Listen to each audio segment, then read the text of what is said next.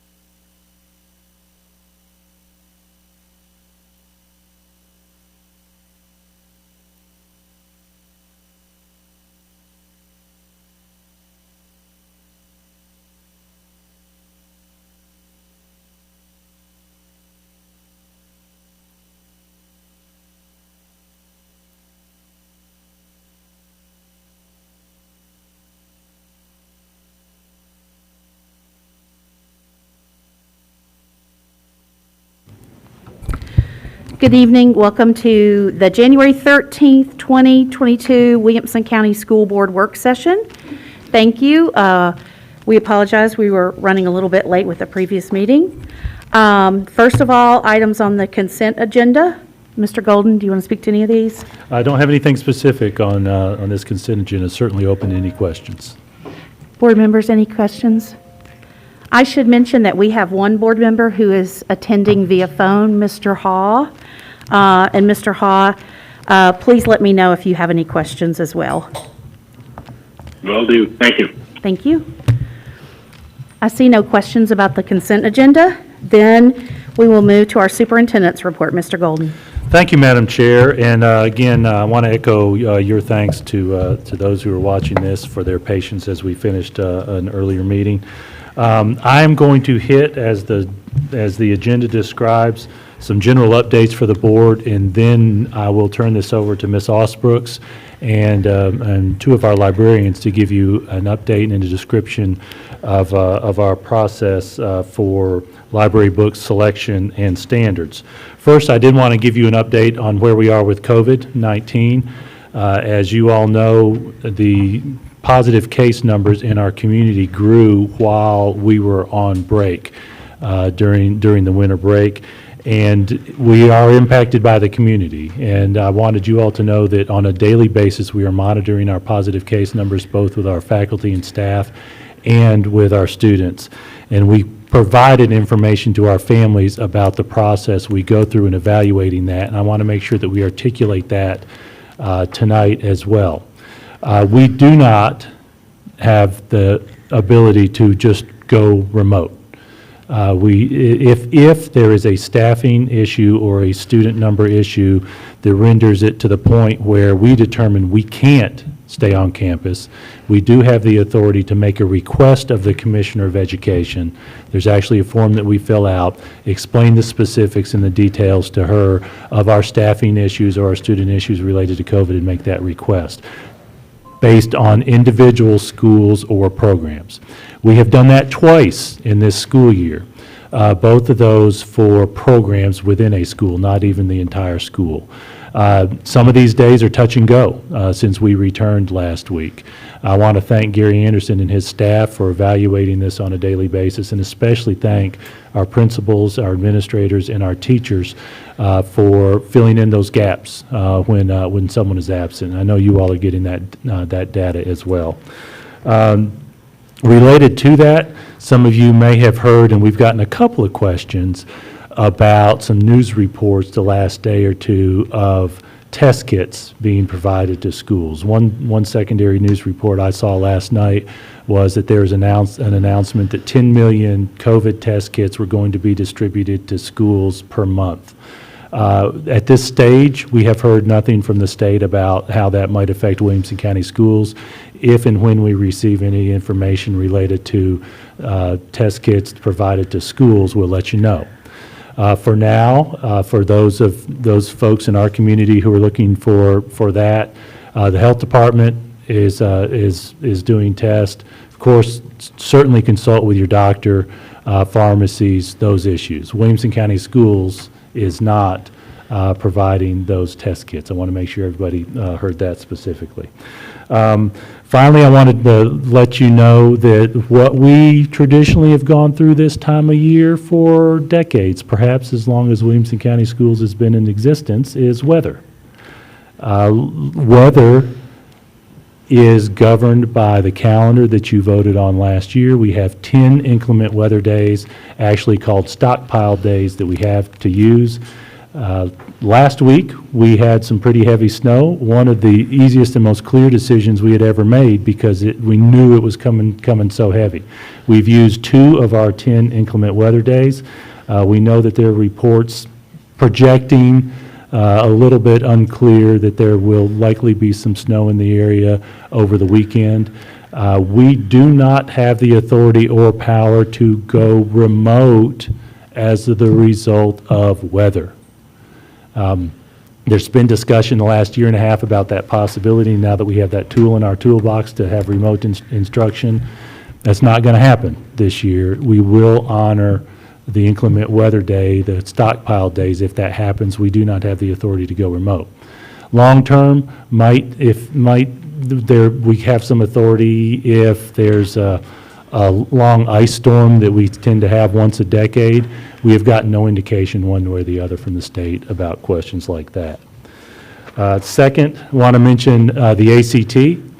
Back on December 15th, the state released ACT test results.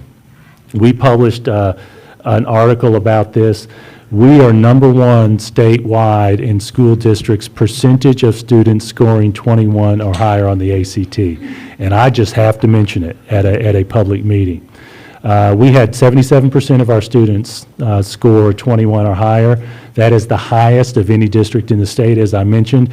The next closest was, if I'm not mistaken, 71% and then 66%. Both of those school districts are single high schools in suburban areas, Germantown and Collierville. The reason, in my mind, and I think it's very apparent from our work, that we are pushing that line and leading the state is because you all set that as a board goal, and we have intentionally addressed it with people at each school. And for me, that is one of those key benchmark evidences of the value of a strategic plan and putting your money where your mouth is with strategic plan. And I'm so proud of our students. I'm so proud of our teachers for that. What was our percentage again? 77.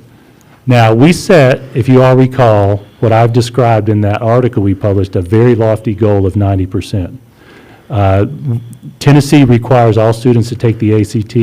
Actually, for that particular cohort, they were not required as juniors because of COVID, but 96% of students in Tennessee, even that year, took the ACT, 100% for us. So we continue to push towards that goal because it continues to be a goal for us. Next, I want to mention at our last board meeting, which was actually a retreat in early December, we talked about our strategic plan.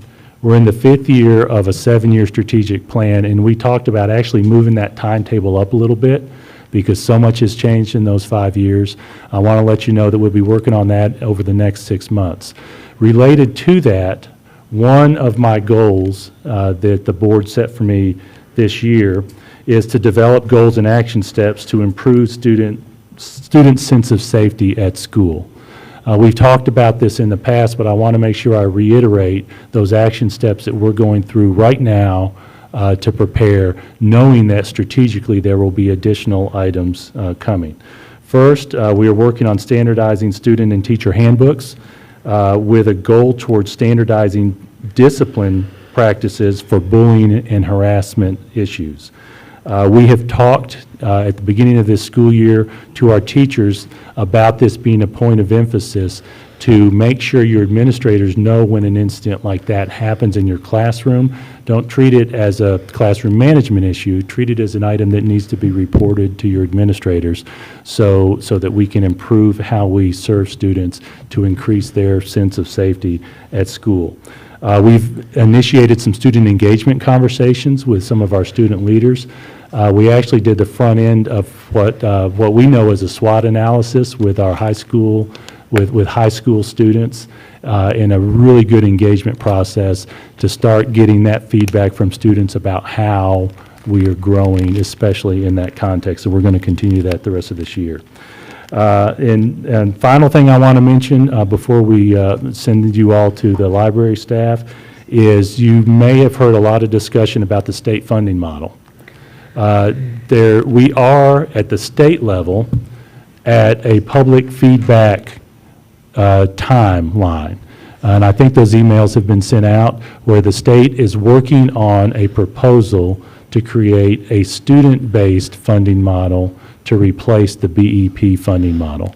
The state released just a couple of days ago some basic formatting information for their plan. We don't have any numbers yet, but I wanted to emphasize to you all that that's something that we need to continue to keep an eye on and have conversations with our state leaders, as I anticipate there will likely be some proposed legislation for this year that likely will start taking effect the next year based upon the votes of the legislature in this session.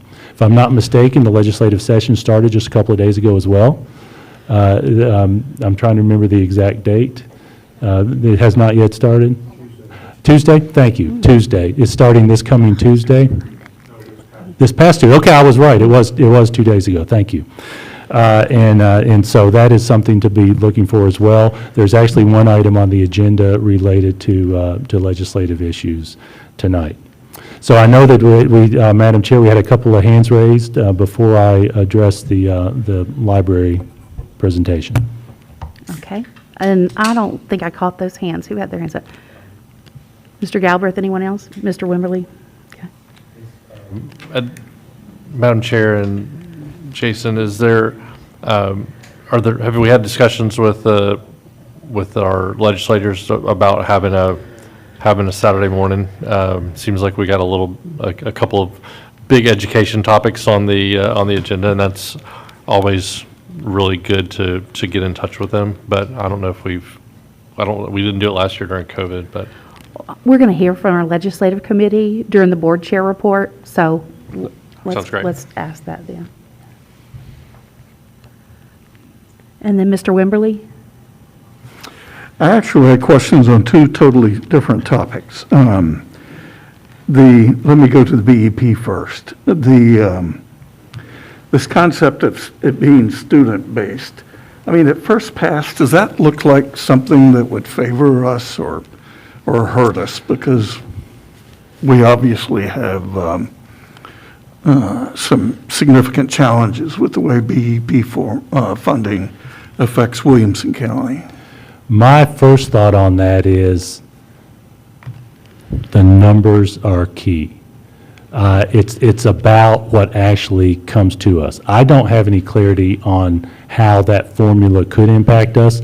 The draft that we've seen with elements includes a core amount for students and then additions based upon particular issues. As an example, special education, economically disadvantaged students, et cetera. What we as superintendents have heard from the commissioner is, in her experience nationwide in their research, these changes work when additional funding is put into the total fund. So it's hard to say. Until we actually see some numbers, I don't know that I can answer your question.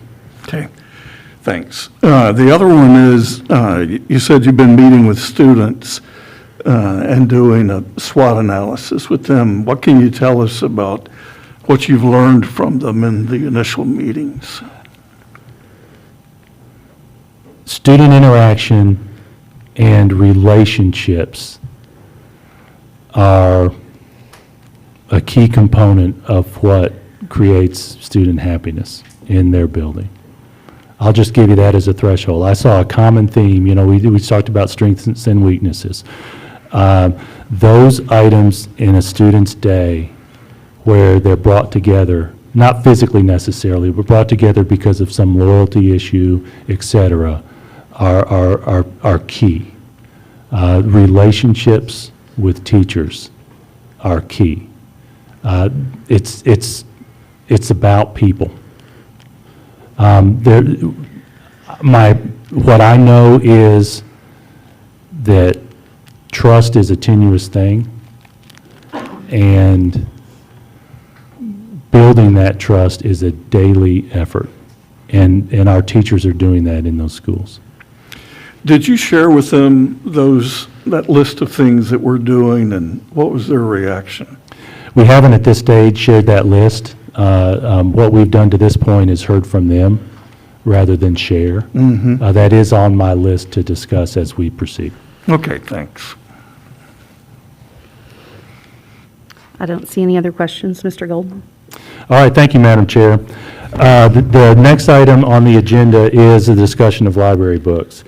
And you all know that at the November meeting, a number of our citizens read excerpts from some books and included language that we, of course, all heard. And I want to let you know that there are likely dozens or even hundreds of books in libraries where if an excerpt is read, it has the potential to be shocking. Those books that were read may not be the only books in our libraries, because that's the nature often of libraries. And this is something that comes up from time to time, from place to place, from generation to generation across the country.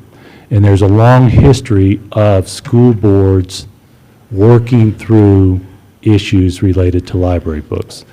And because of that, we have a board policy in place that describes the process for that. And we, as the school administration, have that obligation to follow that board policy as it's structured. I can't overemphasize enough the importance of this issue. It's an issue that communities often struggle with, and it will continue to be a struggle in our community because we're humans, and it's something that communities do work through. So I'll let you know that we share information on this with you at this work session. And Dana Osbrooks and two of our librarians who we've asked to actually lead their grade band teams will share with you what I think of as the legal and practical parameters and standards for how we go about doing what we do with libraries. And so with that, I would like to turn it over to Ms. Osbrooks, and then when the time comes, she'll introduce our professionals as well. Ms. Osbrooks. Thank you, Superintendent Golden, and good evening, board members. I know y'all are excited to hear about library books. I gave you a little bit of a preview during our policy meeting, and here we go. So I'm going to briefly talk about roles and duties of the boards of education, not because I think that y'all need a reminder, but I do know that we have people who are watching live, or who will watch at a later date, and I want to remind them as we are talking about this what that is. And board members, as you all know, you are the policy-making legislative body. What are the duties of the Board of Education? And board members, you are that corporate body, that authority. Outside of a board meeting, there is none. Member does not have any authority. And additionally, the board is the policy-making body. As you all know, you speak through those policies, and the school board makes the policies. The superintendent carries out those policies. I am going to touch on a few pieces of our current policy 4.403, reconsideration of instructional materials and textbooks. This policy was updated in 2019, and these are excerpts from that policy.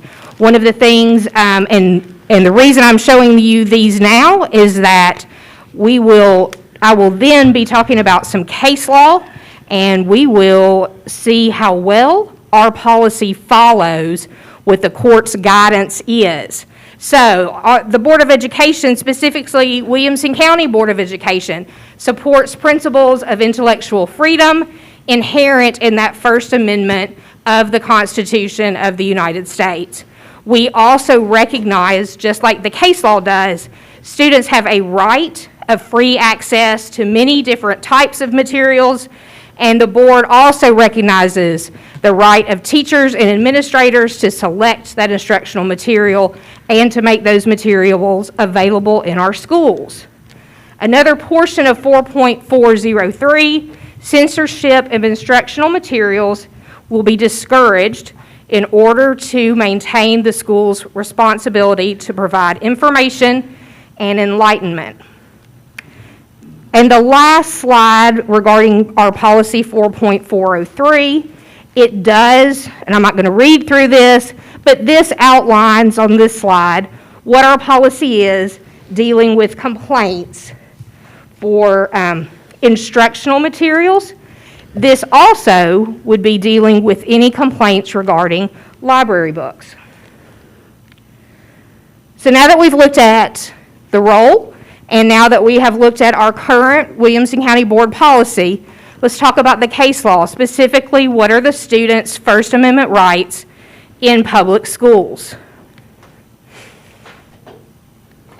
So, school boards must operate, obviously, within the bounds of the First Amendment. I'm going to talk about a couple of cases. The first one is West Virginia Board of Education versus Barnett. That is a U.S. Supreme Court case from 1943. And in this particular case, the West Virginia State Board of Education, they adopted a resolution ordering that saluting the flag become a regular part of the program of activities in their public schools, and that teachers and pupils shall be required to participate in the salute of the flag honoring the nation, and refusal to salute would be an act of insubordination. And in fact, the student could be suspended and the parent could be fined up to $50 if their student did not participate and salute the flag. So there was a parent of a child attending West Virginia school who sued because he and his child were Jehovah's Witnesses. And based upon their religion, considered that the flag is a graven image within the meaning of the biblical second commandment, and for that reason, they in fact refused to salute it. The student refused, and the parent refused to pay the fine.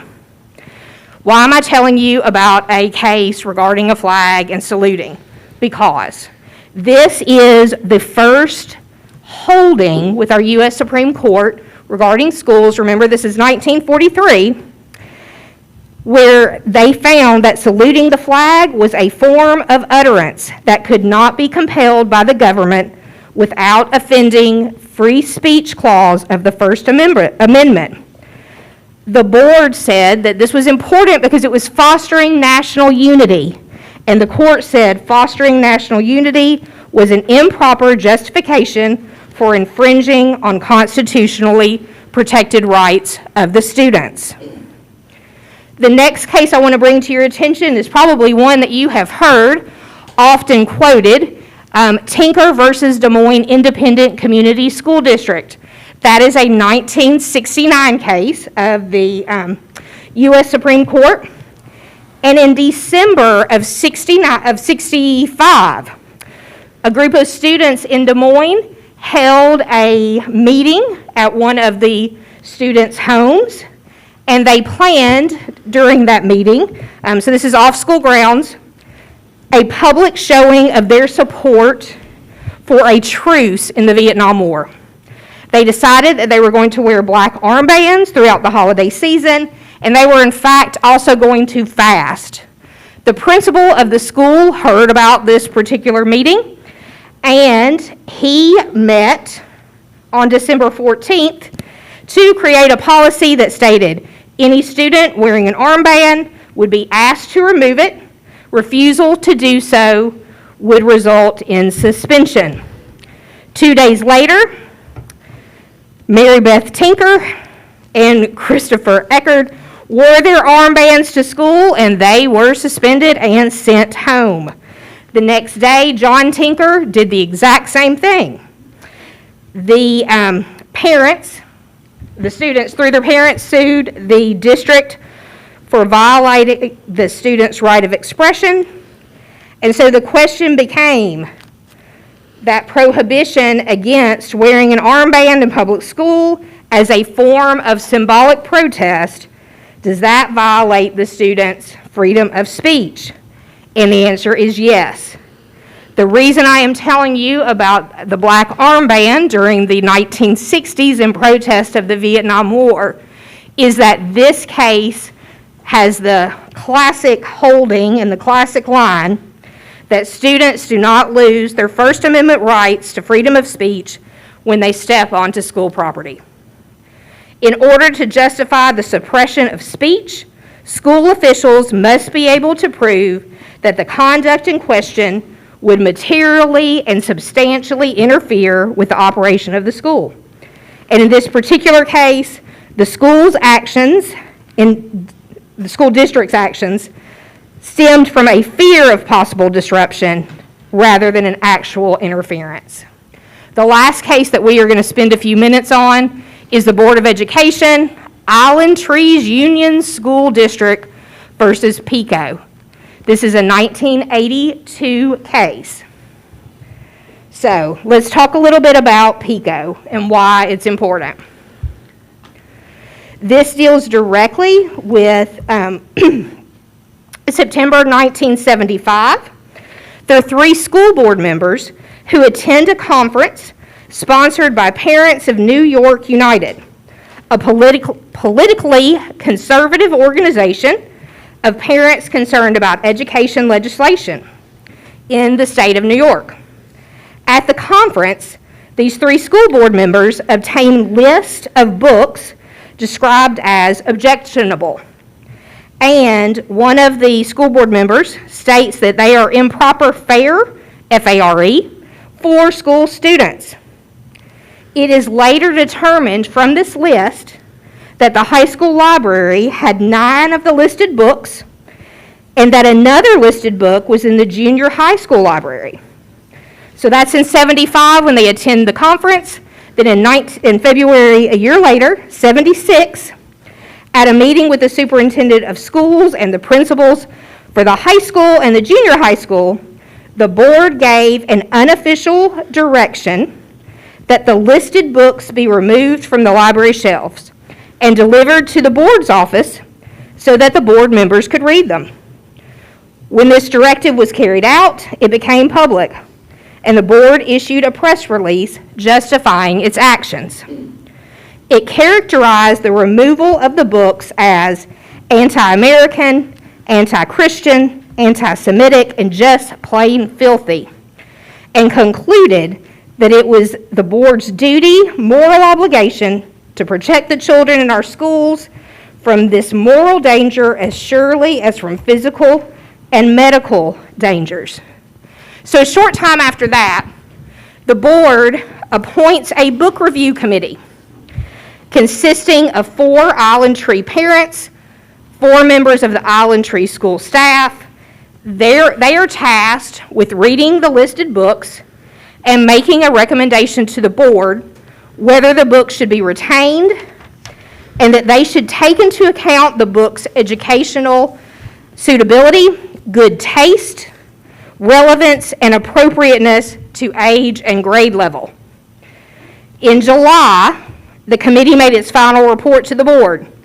They recommended that 5 of the listed books be retained, 2 other books be removed from the school libraries. As for the 4 remaining books, the committee could not reach a conclusion. They couldn't agree. So they took no position on one, recommended that 1 other book be made to students only with parental approval. The board rejected the committee's report, deciding that only 1 book should be returned to the high school library without restriction. The remaining 9 books should be removed from elementary and secondary libraries and from use in the curriculum. The board, during their meeting, gave no reasons for rejecting the recommendations of the committee that it had in fact appointed. I do want to tell you a little bit about those books. 2 of those books were Pulitzer Prize winners. Many of those books were approved and even hailed by the teachers, librarians, and other professional educators for confronting social ills and highlighting marginalized groups in society. All right, so the issue of this case became, can a school board remove books from a school library in promoting moral, social, and political values and be consistent with the First Amendment of the Constitution?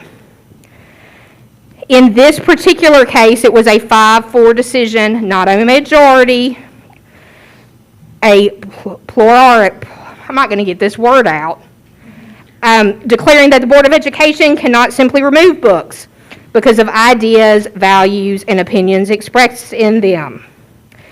They did say that the rights of students to receive ideas and the right to learn is a right of free speech and press, and the U.S. Supreme Court affirmed the right of students to receive information. They also gave support to students' right to learn from material readily available, and it lends approval to these educational goals as encouraging individual autonomy and the appreciation of diverse points of view. The court did allow books to be removed by boards of education for sound educational reasons and for legitimate purposes of limiting exposure to obscenity and the board's reason for removal of the library books must be based on educational grounds that, if challenged, would stand up under court review. So the court looks at the intent of the board as behind why a book is removed. Okay, so I just told you that the U.S. Supreme Court does allow books to be removed for obscenity. What is obscene? There is a case, U.S. Supreme Court case from 1973, Miller versus California, and it in fact creates the Miller test. That case is the primary legal test for determining whether an expression constitutes obscenity. In that case, Melvin Miller mailed 5 unsolicited brochures to the manager of a restaurant and his mother containing explicit pictures and drawings of men and women engaged in a variety of sexual activities. Mr. Miller was prosecuted for violating a California law that made it a misdemeanor to knowingly distribute obscene material. From that case, you get that 3-part test about the criteria when we're looking at works to be considered. If something is obscene or vulgar, then it would not be protected by the First Amendment. So, number 1, average person applying contemporary community standards would find that the work, taken as a whole, appeals to the printed interest, whether the work depicts or describes in a patently offensive way sexual content specifically defined by the applicable state law, so that would be our Tennessee state law, and whether the work taken as a whole lacks literary, artistic, political, or scientific value. Dana, Yes. so by this standard, is it any of the 3 or is it all the 3? Oh, so that's a great question. Mr. Welch asked, is it any of the 3 or is it all 3? So when we are looking at that, there's 3 different prongs. So you're going to need to evaluate all 3. But if something fails the test of one item but passes for the other 2, does it meet the Miller test standard to be considered obscene, vulgar material? No. If I understood your question correctly. So you're going to need to look at, ask me again, Eric, I may have misunderstood you. Sure.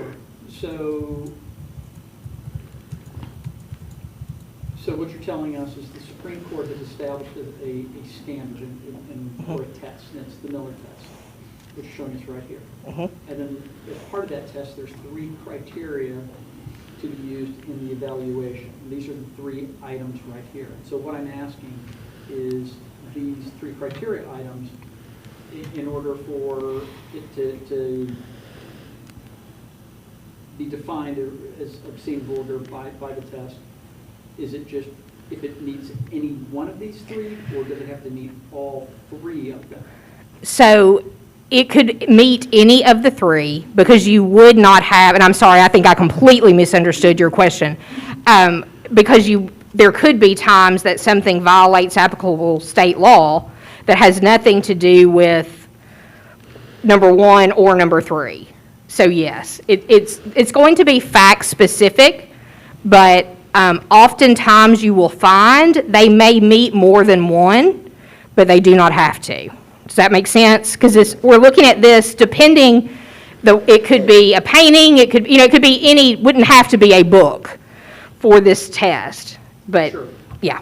Dana, Mr. Cash has a question. Sure.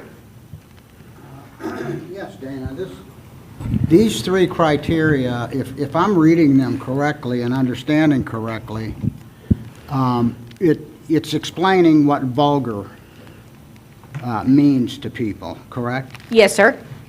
Okay, what we heard at our meeting in November, how many people or constituents or parents or just people as a whole would think that those excerpts weren't vulgar? So, Vulgar enough to mute them. Of course, it went all over the internet anyhow.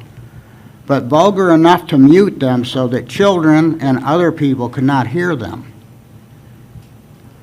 So, does this meet the test of vulgar? so that's a great question, and the court decides that question because the facts are so similar in the PICO test. So in the PICO case, we had, they had books. I told you they read, that in defense of removing the books, school officials and parents only use excerpts of the books, particularly those containing, in quotes, bad words. What the court in the Miller test has done, and what the court in PICO ultimately held, was that taking a portion of the book is not going to be enough. You've got to look at the work taken as a whole. So not just a paragraph, not just a page, not just a chapter. When you take the work as a whole, does it lack literary, artistic, political, or scientific value? That's that third prong. So you're looking at the work as a whole, not just a piece of it. The last slide that I have is revisiting our board policy, 4.403. Wait a minute, We've got the Dana. complaint procedure, I'm sorry. I'm sorry. I believe Mr. Cash is indicating he has a I'm follow-up. kind of still on this, Dana, if you will. Sure. The PICO case, if I've read it, of course, I'm not a lawyer, but wasn't that pushed down to a lower court? Yes, they remanded that case back to the lower court, correct. For trial, and did you look that up? Did anything ever happen?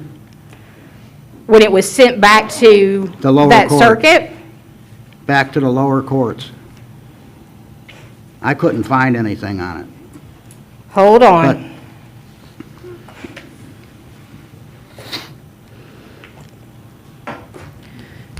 Dana, do you want to address that as a follow-up? I can, I'm gonna have to, I've got the case, I've just Okay. got to find Okay, it. okay. So David, before we jump on, if I understand correctly, what you're saying then is that in PICO, it's an excerpt alone is not the standard looking at it, it's the whole material. So The Naked and the Dead, or Huckleberry Finn, which has some language certainly offensive out of context, but that alone is not. It has to be looked at the whole of the work of Mark Twain's entire book. That would be under the Miller test, yes, to determine whether that, and I skipped ahead, but yes, to determine whether that was obscene or vulgar, you would look at the work as a whole, not just a portion of the book. So the last slide that I want to talk about is Board Policy 4.403 Revisited. We've got a lesson from the PICO case that school boards can enact certain guidelines around removal of books to prevent a First Amendment challenge from occurring. That's exactly what y'all have done with your board policy. That is the reason that we have that procedure, so that there is a complaint procedure, and if it is followed, that can curtail and fight off a First Amendment protection. And here's why I say that. The court in Pico said you must develop a policy, and then school board members, you must follow it. This caused a great deal of trouble because in the Pico case, they did not follow their own policy. It became evident to the court that the board violated its own policy by rejecting the appointed committee's recommendation. One of the justices went so far as to suggest that the outcome of the case might have been different. In other words, they would not have been held to be in violation of violating students' First Amendment rights had the school board sought the opinion of librarians and other professionals and in fact heeded their advice. Mr. Cash, to your question, I will, let me look at that while the librarians are speaking. I don't think I have my And Dana, case up here with me. before they speak, we have a question for Mr. Brown, Mr. Sure. Cash, and Mr. Galbraith. Okay.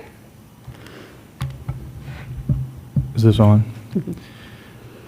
So, a couple of questions, and I know we're going to get into this a little more, but, you know, I raised this point at the policy committee meeting the other day about the policy itself, and that I felt like there's significant room for us to consider some changes to that policy based on real-life practice of what's happening, the feedback we're getting from the community.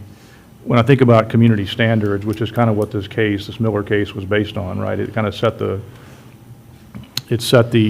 forth the idea of community standards, right? That there is such a thing as community standards. Correct. There is such a thing as community standards. And I feel like that our job is to listen to what the community is saying about some of these things, particularly parents who have the most to say about what their children are exposed to. And that's, to me, what community standards are all about, is listening to what the consensus is and then taking action based on that. So I'm just going to put it out there that when we get past this review that we're in right now, that I'm going to push for some changes to this policy that more accurately reflect community standards and that still fall within the guidelines of what's constitutional.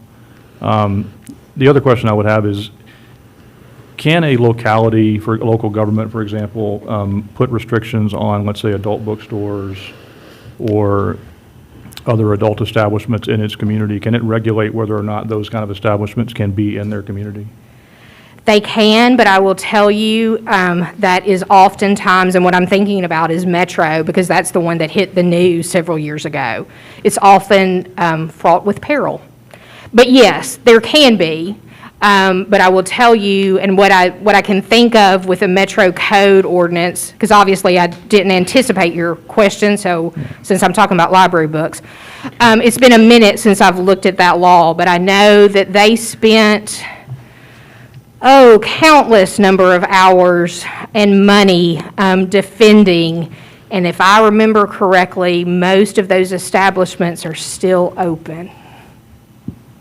Yeah, I guess the larger question is, I know that's not related to library books, but my point is to say that I believe the courts have held that local governments, local entities have the ability to regulate what is considered obscenity and develop community standards around that.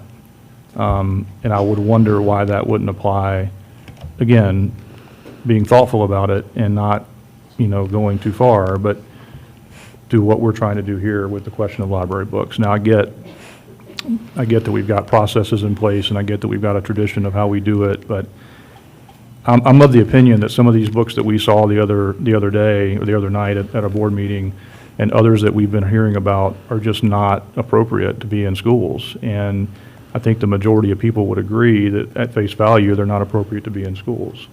So we have to find a way, in my opinion, to deal with that within the confines of what's constitutional. Agreed, and so that is why I spent the beginning of the slide going through what is actually our process that the board adopted. Again, last time that it was revised was in 2019. Since that time, we have not had a request for reconsideration until recently.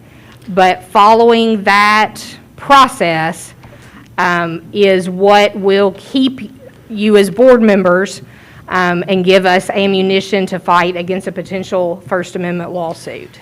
If I may, Madam Chair, respond to Mr. Brown's comments. I think there's some wisdom in what you're saying, to evaluate the scope within which we, as a whole, have discretion within that. So Dana, as I understand it, I'm nutshelling it in my mind. This is how I process it in my mind. First Amendment applies to library books based on the PICO case. Correct. If you are making decisions with respect to removing library books based on their content, we're obligated to have a process in place. That is also correct. If the reason for considering removing the book is obscenity, you then apply the Miller test. In this case, well, in your description, the entity that's been designated by board policy applies the Miller test. Correct. And if it is determined to be obscene, we have an obligation to remove it. Correct, because if it is determined to be obscene, there is no First Amendment protection. Right. And that Miller test speaks to three things. The average person would find the work to be of prurient interest.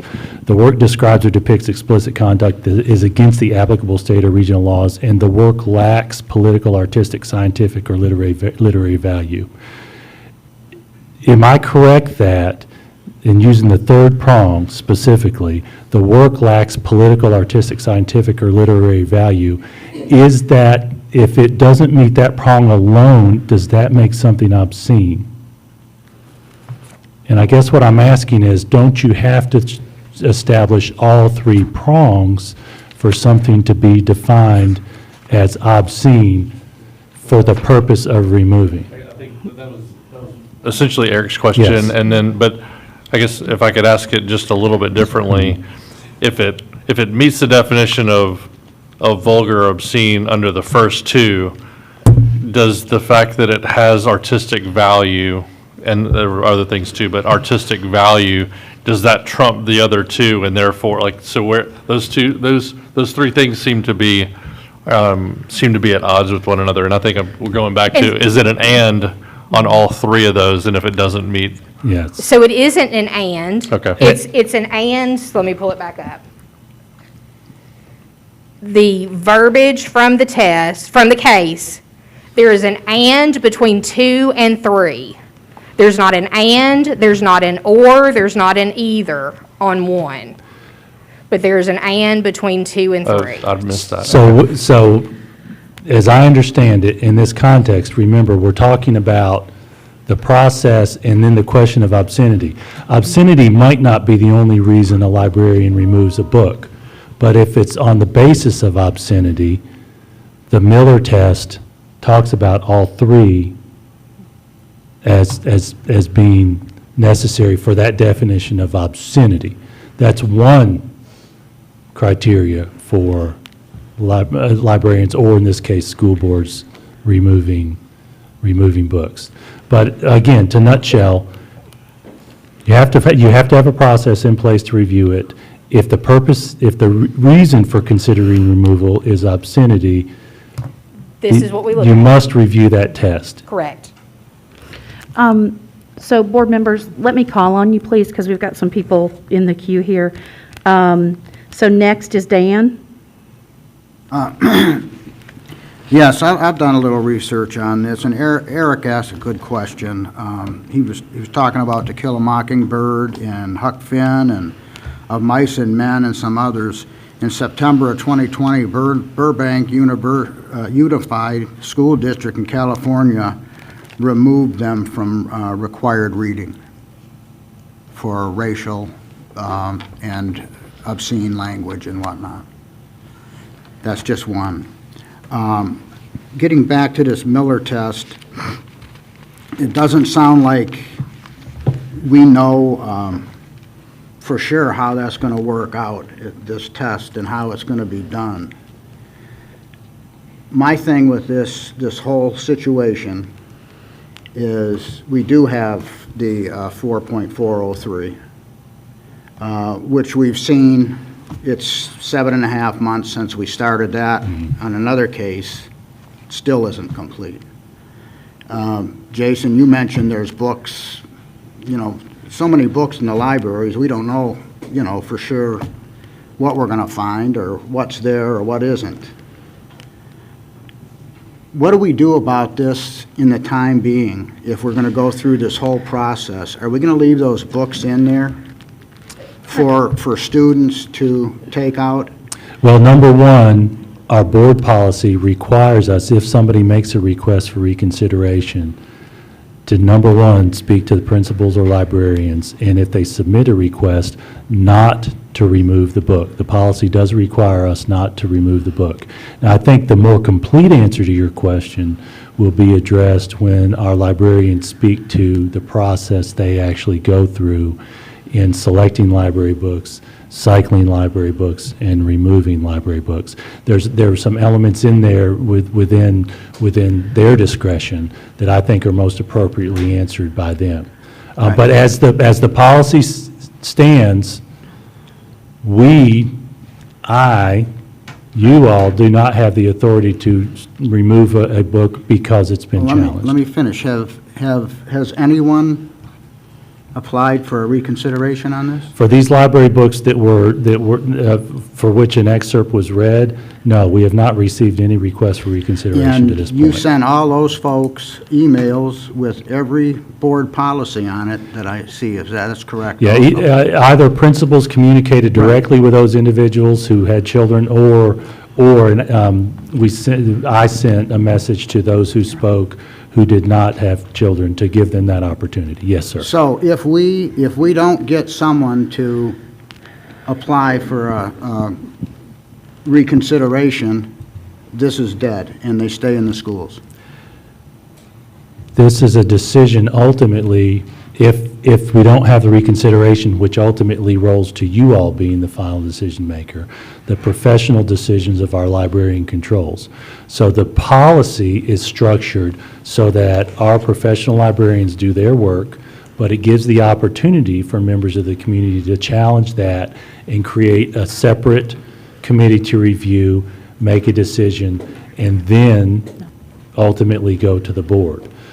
So that's if no one asks for that to happen, no citizen, anybody in the county, the way this policy reads, could ask for that committee to be established to review. Okay, so there was, Just to make sure, the way the policy reads, any citizen of the county can make a request for any work to be reviewed. okay, in emails, because we've been conversing, could the librarians have pulled those books? Yes. You said there was no consensus. Yes, that's right. Librarians professionally have that discretion, and that's, again, what they're going to speak to, the parameters that they have to review. Dana established the basic case law addressing this, and I think of it in the terms of a flow chart. Right. With evaluating that. So they do, and that's why the policy says, go to your librarian or your principal. If you haven't gotten an answer to your satisfaction, you can submit. Truthfully, you don't even have to get that. Anyone can submit a request for reconsideration. All right, so can I submit a request? Yes, sir.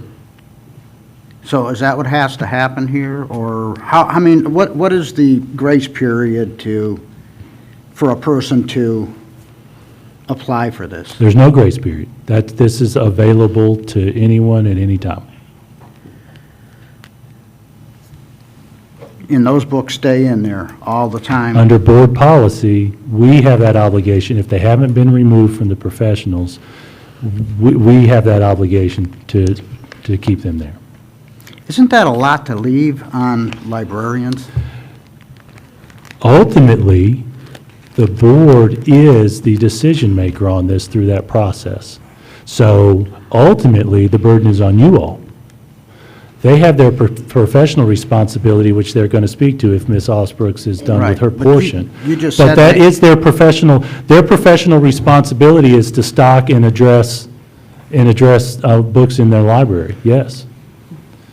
But the whole policy is structured so Oh, that I this know. burden ultimately falls on you. Well, I requested that we look at the policy also. I agree with Yeah. Josh on that. Yeah. So as it stands right now, this, because I think that's the outrage of most people, is why are those books still in there? Yeah. Well, and a policy anticipates this. The policy addresses that if something is brought to the board or me, then we are to refer them to the principal and librarian for their review. The policy anticipated, without the specifics, that a question could come to you. So that's our obligation. This policy was created largely because of the case law addressing protecting the First Amendment in the context of school libraries. So that's where we're at Well, with I that. understand completely where we're at. I've been studying it myself. Yeah. But my thing is there anything that we can do to at least get those books off the shelf? I can answer as superintendent, there might be some legal advice from Dana to add to this. Anyone can submit a request for reconsideration. That will trigger the review process. But that's gonna go just like the one we've got going now, the policy, the committees Yeah. and, the whole bottle of wax right there. It's gonna include all this, and this can go on for months. That is one of the challenges that school boards face, and that was an example of what went on in that PICO case that school districts across the country have developed policies to address because of how the Supreme Court addresses free speech. My best suggestion at this stage is that, Dana, if you've completed your presentation, It is. if not, finish, and allow the librarians to walk through their process, I think it will give you all a bigger picture, a more complete picture of that. But the short answer to your question is, under board policy, that's been created based on the First Amendment, we don't have the authority, you and I don't have the authority to immediately remove a book. And I agree with that. I do think we've got our 3 librarians here, and I am going to tell you who they are. Dana, excuse me. Yes. We have one question, and then Okay. I would like to make a couple of context comments. Mr. Brown? So you referred a few times to the fact that having a process is what makes the removal of the books ultimately constitutional. So is there anything in that case law that prescribes what that process has to be or what it has to look like? Or do we have the discretion, as long as we have a process that involves authority figures in the school district, we have latitude as to what that process can be? So that's a very broad question. And I can answer that. You will have some discretion. And I'm going to say again, I think it would be helpful with a lot of these questions if the librarians get a chance to speak, because they are also going to talk to you about their role as well as their ethical obligations. And I think some of those pieces will help you in understanding this whole process. Because like I mentioned Monday night, up until recently, that was not what their work and their processes were not something that we have talked about generally as a board. So yes, to answer your question, there is not a specific step-by-step process that has to be followed in the PICO case. However, there are guidelines in that PICO case, as well as cases that come behind it. And there are also best practices from the National Associations of Libraries, best practices that are recommended by school attorneys, including the attorneys at TSBA. and best practices because of the ethical obligations of our librarians. So it may not be in case law, but you will hear, and at this point, I know that y'all want to change the policy, but I'm not yet certain how you want to. So when we have those discussions in policy meetings, I think we can answer the question of, yes, that is something you can change. For instance, we have specific people mentioned in the policy who serve on the committee. There's nothing in case law regarding who that should be. There is, however, strong support in case law for the piece of the policy where the books are not removed. So it's going to depend on what you want to change as to what that advice would be. Hopefully that helps. Yeah, it helps, and I think I probably speak for everybody on the board when I say that I don't think any of us are questioning the librarians' professionalism or their experience or ability to do their jobs, right? I think we'd all agree with that. So let's get that on the record. I think this is more about being responsive to the general public, and looking at what is realistic and what are, what's doable within the framework of the Constitution, and just trying to understand that better. So I think we all appreciate the job they do. Anyone else? Questions, or are y'all ready for me to turn it over? I had one thing I just wanted to say, Okay. context-wise. The books that we're talking about, are any of these required books? Are Yes. the books that have been, the books that, One, to my knowledge, and I'm getting a yes, one book has been used as required reading in some of our English classes. okay. The rest of them, to my knowledge, are just library books. Okay, and I'm getting a thumbs up. Okay, and is there currently a process for community, in this time, is there a process if a parent doesn't want, and that may be something that you're going to address in your, okay, you're saying you're going to 100%, yep. address it, okay. So there is a process right now if parents don't want students to read certain books to let, Yes, okay, there thank is. you. And then finally, regarding Josh's comments about the review of policy, I just want to make sure that everybody in this room knows that this board has a very robust policy review process. And some of those reviews come up because of changes in state and federal law, but a lot of them bubble up at a time like this. They don't necessarily always result in changes, but they always result in spirited discussion and sometimes changes. That is a hallmark of this board. And we get professional input from the Tennessee School Board Association also about changes to these policies. So let me just throw out one that I think will be familiar to everybody, the school naming policy. We've looked at that a significant number of times over the past couple of years. So, Josh and I had this discussion, this is how these things bubble up in the community, and this is when they get looked at. So, that's all. Okay. Jay wanted to say something? Jay wanted? Speak to the policy itself, and I'm looking at, in the 4.403, it talks about instructional materials, but instructional materials is not very well defined, even in the instructional materials policies and that's early in the 4.4s, so 4.401 and 02, I believe. But so where is it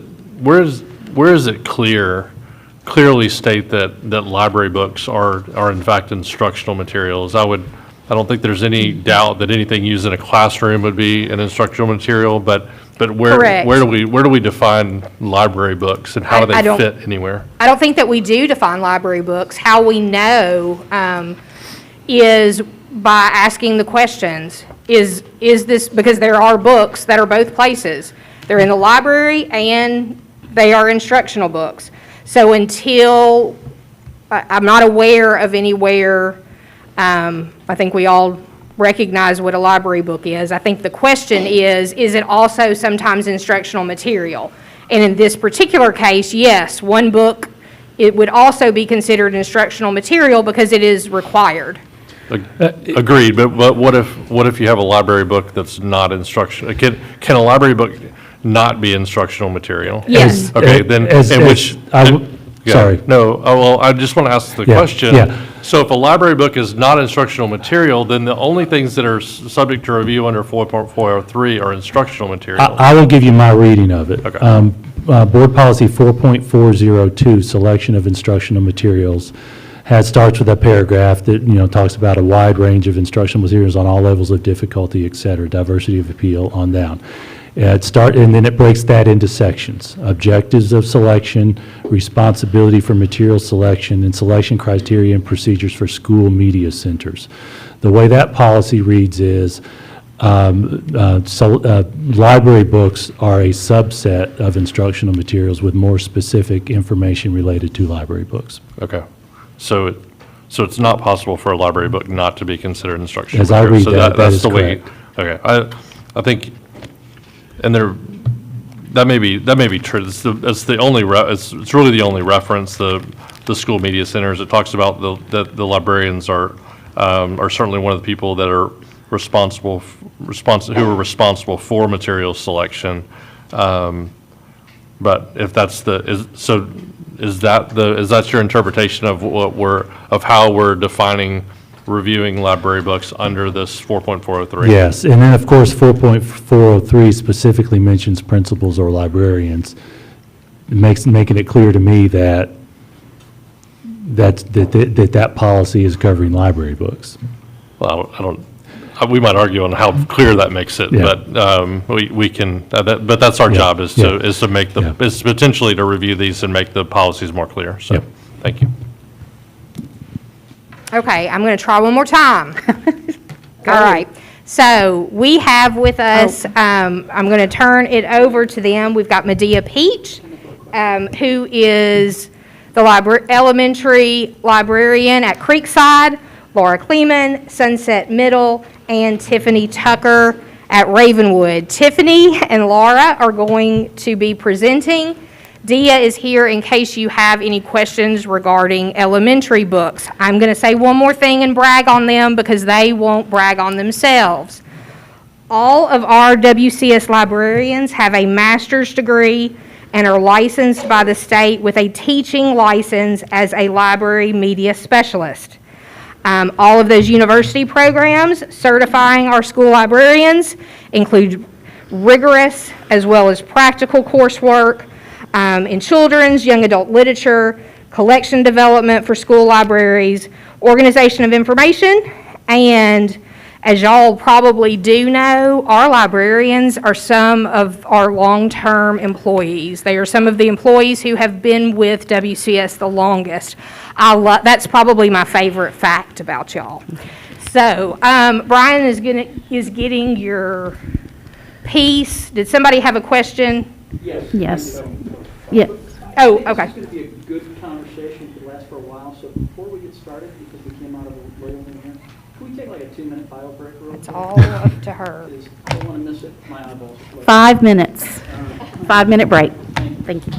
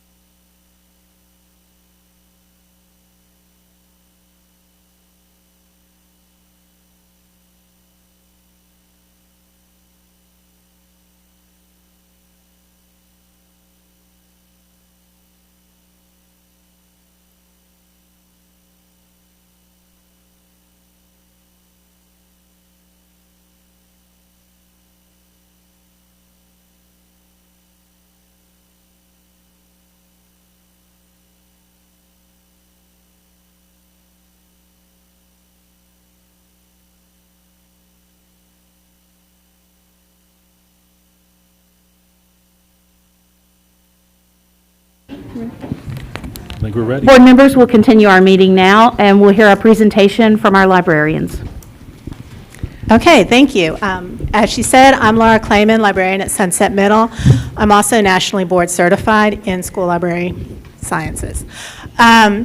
We're here to talk about school library collection development, as we call it, otherwise known as how books are selected for the library. The first thing you're going to do is you're going to look at the mission statement for your organization, which of course this is the Williamson County mission statement, which is that we exist to provide all students with a quality education that supports their intellectual, physical, emotional, and social development. So that's one of the things we keep in mind as we choose books. The other thing we keep in mind is your board policy 4.402, which is considerations for all collections. It's important to note that this policy aligns perfectly with our professional organizations, the American Library Association and the American Association of School Libraries, their policy statements and code of ethics. So it's to provide materials that will enrich and support the curriculum and personal needs of the students, taking into consideration their varied interests, abilities, and learning styles, to provide materials that will stimulate growth in factual knowledge, literary appreciation, aesthetic values, and ethical standards, to provide a background of information which will enable pupils to make intelligent judgments in their daily lives, to provide materials on opposing sides of controversial issues so that students may develop, under guidance, the practice of critical analysis, to provide materials that realistically represent our pluralistic society and reflect the contributions made by these groups and individuals to our American heritage, and to place principles above personal opinion and reason above prejudice in the selection of materials of the highest quality in order to assure a comprehensive media collection appropriate for the users. I'm going to turn it over to Tiffany to talk about the actual decision process. Hi, everyone. Thank you, Laura. So I'm talking about the process of how books actually come into our library and what collection development really looks like on the ground. So librarians work closely with our classroom teachers and school to learn about the scope and sequence and the curriculum that we have. We get to know our teachers really well. That's one of my favorite parts of the job. And we're interested in staff requests that meet curricular needs and student interests. And it's reciprocal. We want the teachers to know what the library has available, and then we want the staff to know that they can ask us if we don't have something that they need. Whenever a student recommends a book, we also take that really seriously, because if one student is interested in reading a book, it's very likely that another student is going to want to read that book too, or hundreds of students, so that's always exciting. However, we consider requested books through the same lens that we would put any book in our collection. We have many ways to find out about books before we purchase them, and we're always considering our specific school community and seeking a balance for our collections that meet the needs of all of our learners. Finally, we heavily consider books which have won or been nominated for national book awards, for example, the Caldecott, Newbery, Prince Award, stuff like that. We also have a state book list that's published annually called the Volunteer State Book Awards. And that list, we always meet about it as a librarian group, and we talk about those books together. And we add a lot of the award-winning books to our collections every year, and so we like to be able to talk about those with our library colleagues.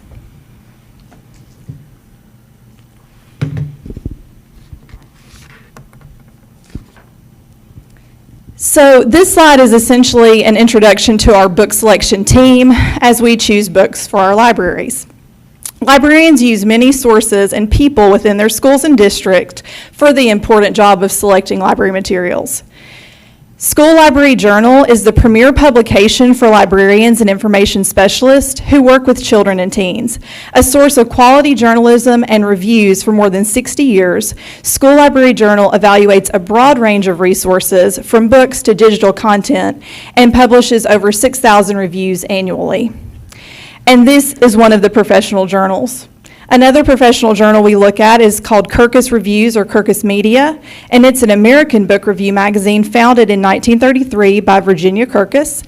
The magazine is published on the 1st and 15th of every month, and it discusses books that have not yet been published so that we can think about them before we make purchases. Starred reviews from these publications signify a book with particular merits. They are highly considered and something that professional journals take very seriously, and librarians consider heavily as we are selecting books as well. There are many processes that the journals go through to provide sound, unbiased, and good, useful recommendations for librarians to use.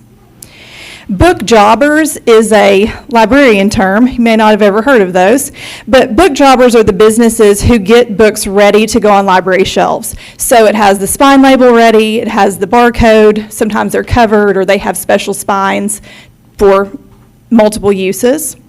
And the book jobbers are really great because they frequently will provide the reviews from the professional journals directly on their site. So when you're shopping for books, the information that you need to determine stuff about that book is listed right there on their site from the professional journals.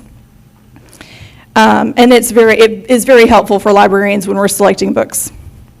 Finally, in addition to suggestions from our school community, we spend time with our librarian colleagues collaborating and discussing books at professional development on a regular basis.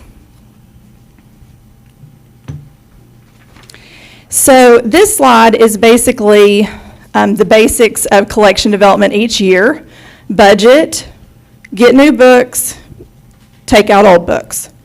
So like the previous slide illustrated, I like to think of librarians as like the conductors or planners of this whole process, because we have to make sure within budget that various needs are met when purchasing library materials, but in actuality, we're like overseeing the selection, the requisition and purchase order process, making sure that we haven't forgotten books that somebody has requested of us, keeping up with lists before we put them in a cart, in addition to keeping the library organized and upkeeping the library collection.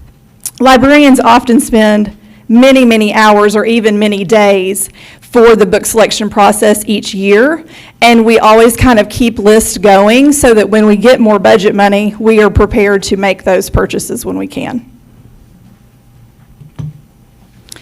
My final slide is about deselection. This slide is talking about what ways that we decide when books are ready to come out of the collection. We sometimes call this process weeding. Weeding books is a librarian term as well. There are methodical steps that we use to remove books from the collection, involving running reports, creating Excel documents, and using our training to apply criteria to our collection. Many of us keep a rolling 5-year plan to make sure we're considering every Dewey range on a rotating basis. It's important to note that our collections are constantly adapting and ever-changing due to a host of factors. So it's really like a living organism. Our collection changes from month to month or week to week or even day to day sometimes. So the 4 main areas we consider when weeding books is relevance, currency, interest, and condition. Relevance primarily relates to curriculum and the needs of teachers in the school and what students need to have access to. A good way to think about currency is to consider how outdated a book about technology might be after just a few years, whereas a book on history might have relevance for a much longer time. Interests change and trends in books shift just as our student population grows up and changes, and their interests shift because of those changes that are happening in their lives. When books are damaged, we pull them out of the collection and they will be reordered if they still meet the current needs of the collection. So now I'm going to turn it back over to Laura to finish out our presentation tonight. Thank you. And so the main concern is about these controversial books. So why do we have books with sensitive content? I'd like to bring it back to that board policy 4.402. which is providing a background to enable intelligent judgments in their daily lives, to provide materials that realistically represent our pluralistic society, and to place principles above personal opinion and reason above prejudice. So I want to talk about some of those things that books can do. They can provide a safe format for parents to converse with their student about sensitive issues. So when parents are trying to discuss some topics, perhaps a teenage party that goes a little out of control, things that happen, scary things, books allow parents to have that conversation with their student because they're talking about the character. And because the student has read a story about this happening, suddenly it's not just parents making the boogeyman, they're seeing it as something that is possible and real. So it allows them to have a very difficult conversation in a non-confrontational way. It allows students to vicariously experience situations and prepare them for the future. So we often refer to the Brentwood bubble. I can speak personally, when my daughter went to the University of Alabama, she was exposed to a lot of things that she never experienced here. Fortunately, she was a very avid reader and had an opportunity to have already vicariously experienced some of those things. I did not have to have a conversation with her about protecting her drink because she already knew we need to do this, because we had read some of those things that when you look at them, they're a little bit shocking. But she had experienced that, and so she knew to be prepared for those things. And importantly, as a parent, I was having those conversations. They reflect the world and give students a safe, appropriate way to process unfamiliar circumstances, to maybe understand their friend who has a mother that has schizophrenia, okay? Or maybe they're dealing with those circumstances themselves. Most of us are familiar with The Outsiders. S.E. Hinton wrote it when she was 15, or started writing it when she was 15. And she wrote this. She says, "I didn't just write The Outsiders, I lived it. Looking back, I realized how important it was to me to have another life at that time, to be someone else, to deal with the problems I had to face, and to write my way to some sort of understanding and coping. This is all in hindsight. At the time, I was mad about the social situation in my high school. I desperately wanted something to read that dealt realistically with teenage life." Books allow students to develop empathy and understanding. A student wrote this to the author of Front Desk. "I live in a large house with 2 acres of land, had a full-time nanny for 10 years, and always had more than enough food for both snacks and meals. Honestly, I thought everyone is this lucky. Or if not, I at least assumed they had enough for 3 meals and a good house. This book really opened my eyes to what the real world is like. I learned that not everyone has it as easy as I do." Finally, books help students develop resilience, and they decrease those feelings of isolations. At just about every single board meeting, I have heard board members address, justifiably so, concerns about student mental health. A student wrote this, "A few minutes ago, I was crying, journaling my miserable life, thinking if I should end things today, today is a good day to do it." A reader wrote to Hey Kiddo, author Jarek Krzoska. "Then I saw your book on my tiny shelf." That book, although it is extremely difficult to read, his mother was a heroin addict. He lived with his grandmother, who curses like a sailor. That gave another student who's experiencing similar disparaging conditions hope that life can go on. You can get through these terrible, difficult situations and get to the other side.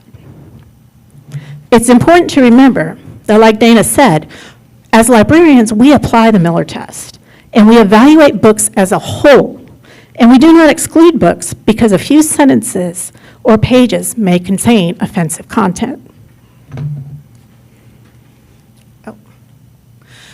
So, all of this, libraries are places of voluntary inquiry. That means the student and the parent decide what books are appropriate for that student to have. So parents are encouraged to discuss their family standards and book selections. I always tell my parents, I always tell my students, are your parents okay with this? And then I tell them, because they're middle schoolers, if I get a call from your parent, I'm going to say, you said this was okay. Because, you know, they're kids. So parents are encouraged to discuss their family standards with their students. I welcome those students to say, hey, you know, if you're not sure about mom and dad with this book, have them give me a call. We'll talk about it before you take it home. Or take it home, show it to mom and dad, and say, hey, Ms. Clayman says I might want to take a look at this first. And parents are welcome to contact us to discuss any limiters you want put on the book. Our circulation systems function in such a way that if there were a limiter, it would pop up and say, hey, Jason Golden shouldn't have any books on law or storytelling. And in some form or other, of course age appropriate, from elementary through high school, during orientation, every librarian discusses this with their students. Reading is a joy, a privilege, and your right. As you select the books you will read, understand that every book is not the best choice for every student. If a book is unappealing or offensive to you in any way, please return it and select another. You, the student, know better than we, the library staff, what reading materials best serve you and your standards and beliefs. Thank you. Thank you. Any questions, board members? I see no questions. Oh. Waiting for somebody else to start. Okay, Rick and then Jay. Laura, so, we talked about the Miller test, and so you said you look at the book as a whole, but it looks like the Miller test had two parts. It was basically, does it meet the community standards, and then does it have vulgarity, sexual content, and weighted with the look as a whole. So it seems Can like I the just, community standards are different. actually, I'm going to jump ahead here, and if I may, discuss one of the books that I have in my middle school that is on this objectionable list. If you'll give me a moment, Sure. I'm going to retrieve that.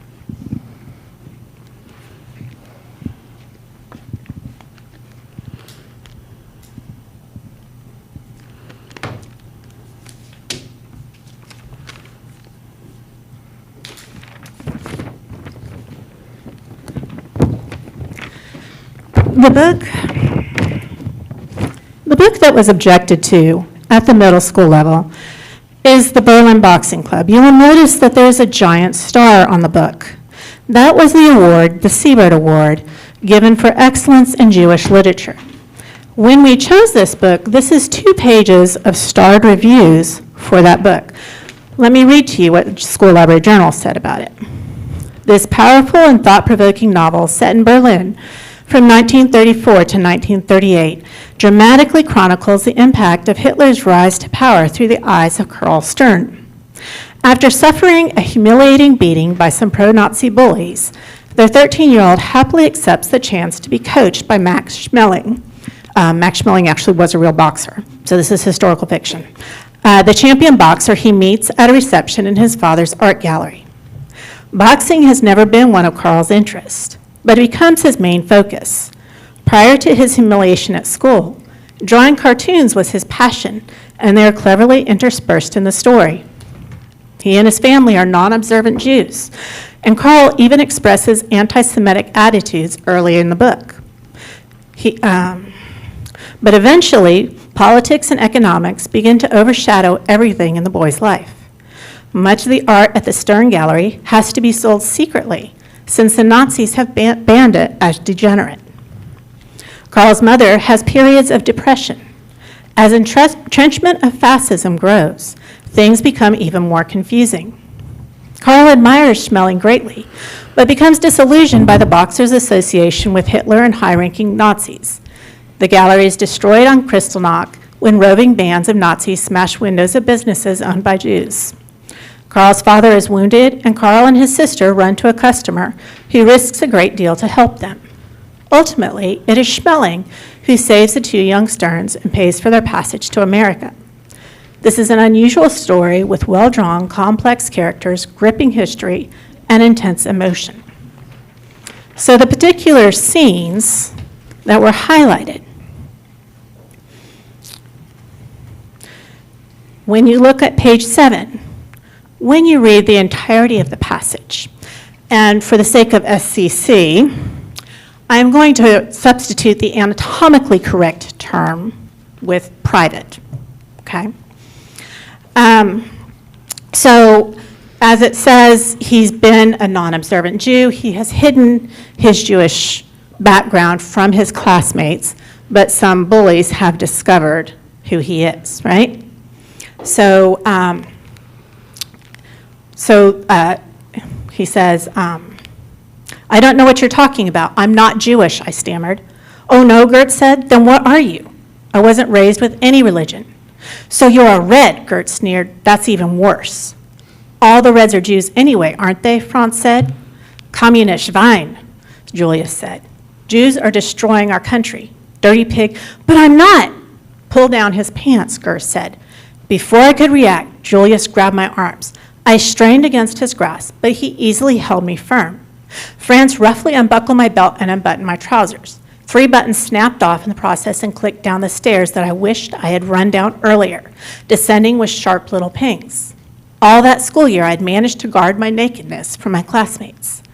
Athletics were not stressed at our gymnasium, so we had physical education only once a week.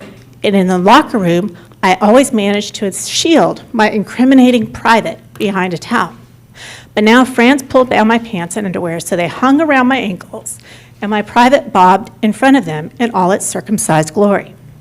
My father had explained that the procedure had been done for health reasons, and that lots of modern people were circumcising their children in Europe and the United States. Whatever the reason, no matter how much the rest of me looked like a Gentile, I had a private that was undeniably Jewish. So yes, that does contain some offensive things. But back to the point, you don't have to check out the book if this offends you. But some students would benefit and are curious about the Holocaust and would like to read it in a more realistic way. Does that answer your question? I think it, so let's say that it does in context of this book. But is there a situation where the material in the book, given the community standards, if that's the criteria, would outweigh the as a whole?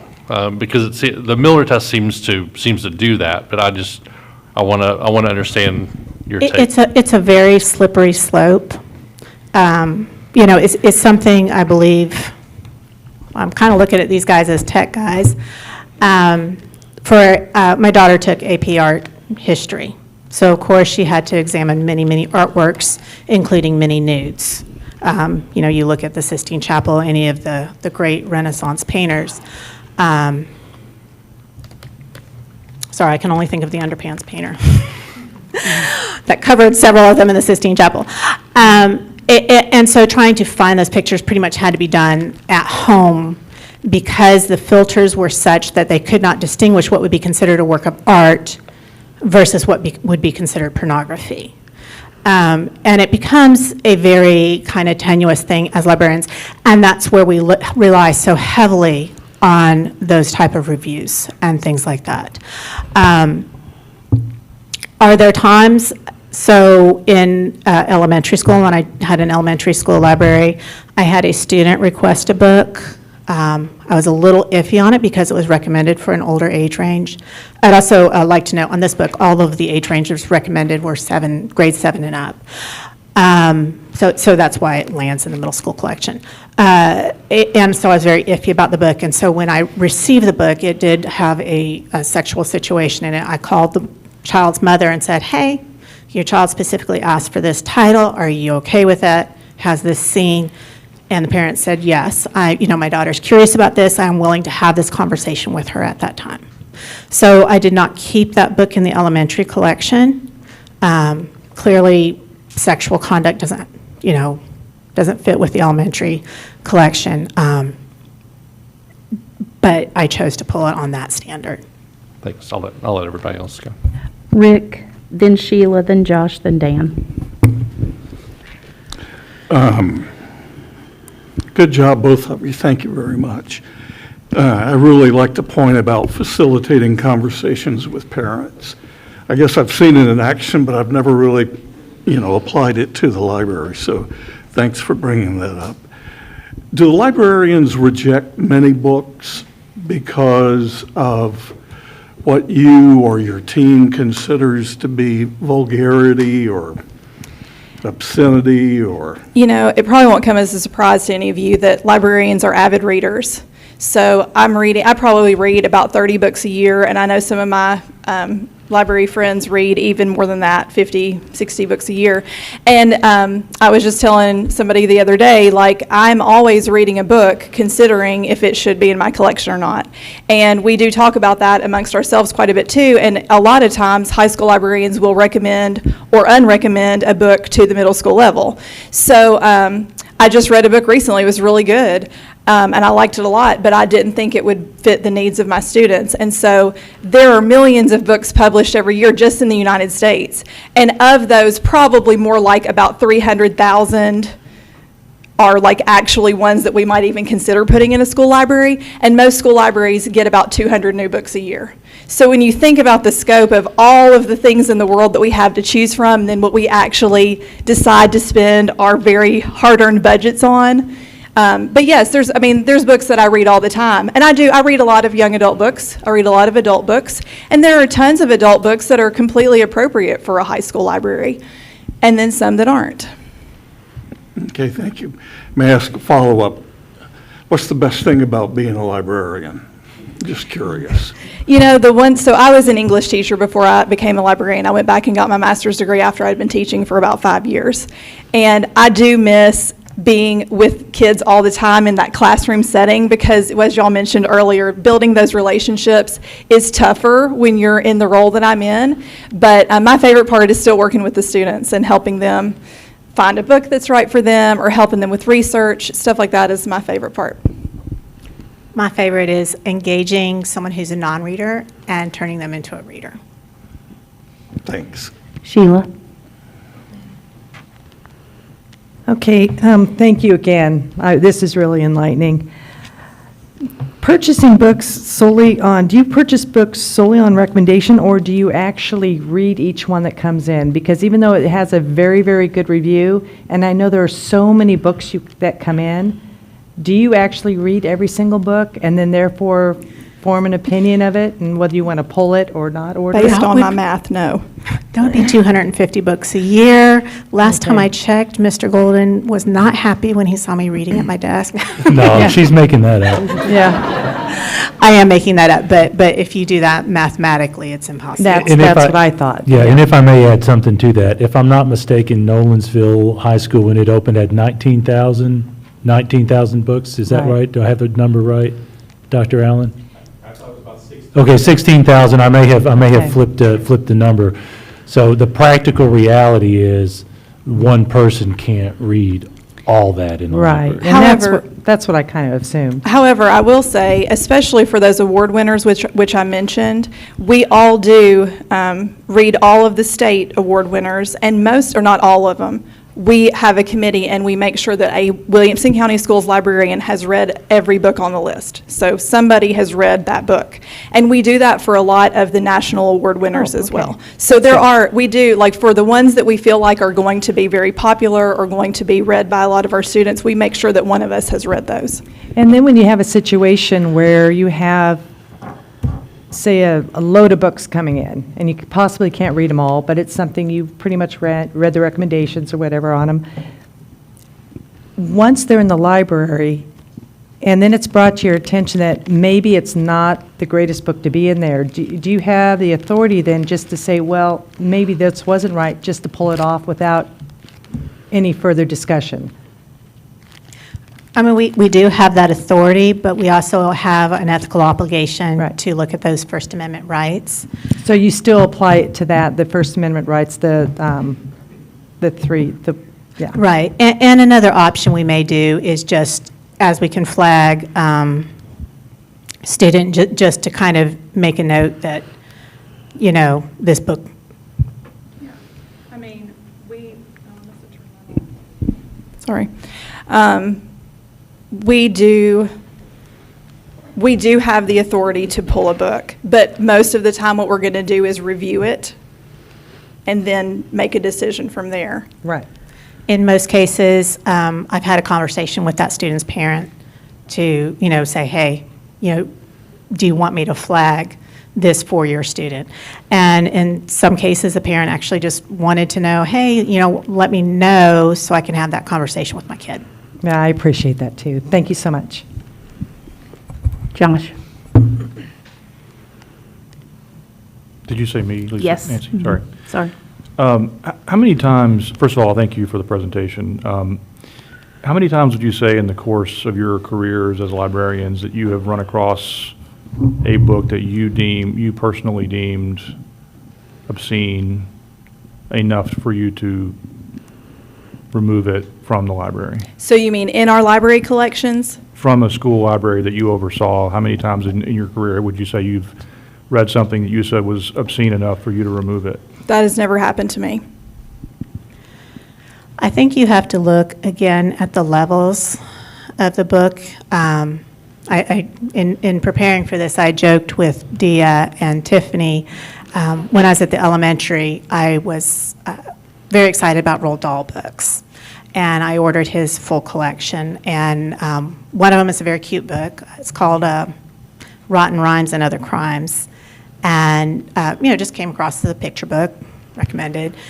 And one of my little boys brought it to me and said, my mom says, the English humor is different, but you should be aware of this book. And I looked at it. It did have a rather inappropriate line for second grade in there. And I did choose to pull that book. So, one in your case and 0 in your case? I think there probably have been more. There have been more. Yeah, at the lower levels. And sometimes it's when you inherit a collection and, when as a middle school librarian, when I could look at some of the titles that had been chosen and realize, I'm the only one with these. And some of the high schools don't even have these. Maybe it's time to move these on. It's, for example, the entire Stephen King collection. So a great, amazing writer, quite intriguing, but not exactly middle school appropriate. And I have had multiple middle schools send me books that they thought weren't maybe right for middle school, but they didn't just want the book to go to waste, so they would send it up to a high school level. But by the time you get to a high school level, you've developed that maturity of reader, and honestly, you're hoping they're still reading. One thing I flagged, thank you for that, by the way. One thing I flagged from, I guess it was your last slide, and I don't know if we still have it. The last, it had 4, I guess, criteria you use or something for, I don't know, anyway. Are you talking about the board policy?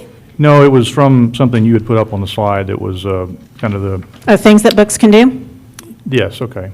So that last one there, that I just, it kind of stood out to me, that you, the student, know better than we, the librarian, the staff, what reading materials best serve you and your standards and beliefs. Right. It just dawns on me that that's, if you're talking to elementary school, middle school, and even high school students, really, they don't. I mean, the parents do. And That's why I think put on there that it's the student and the parent. I think that's the, okay, I just see student there, but Okay. Right, but if you notice, it's student and parent, the parents have that obligation. And as I said, it's just some version of this. Yeah, But I really, don't they mean need to to- be having that conversation with their parents. And I've had students, one boy in particular stands out to me. He's a regular library user.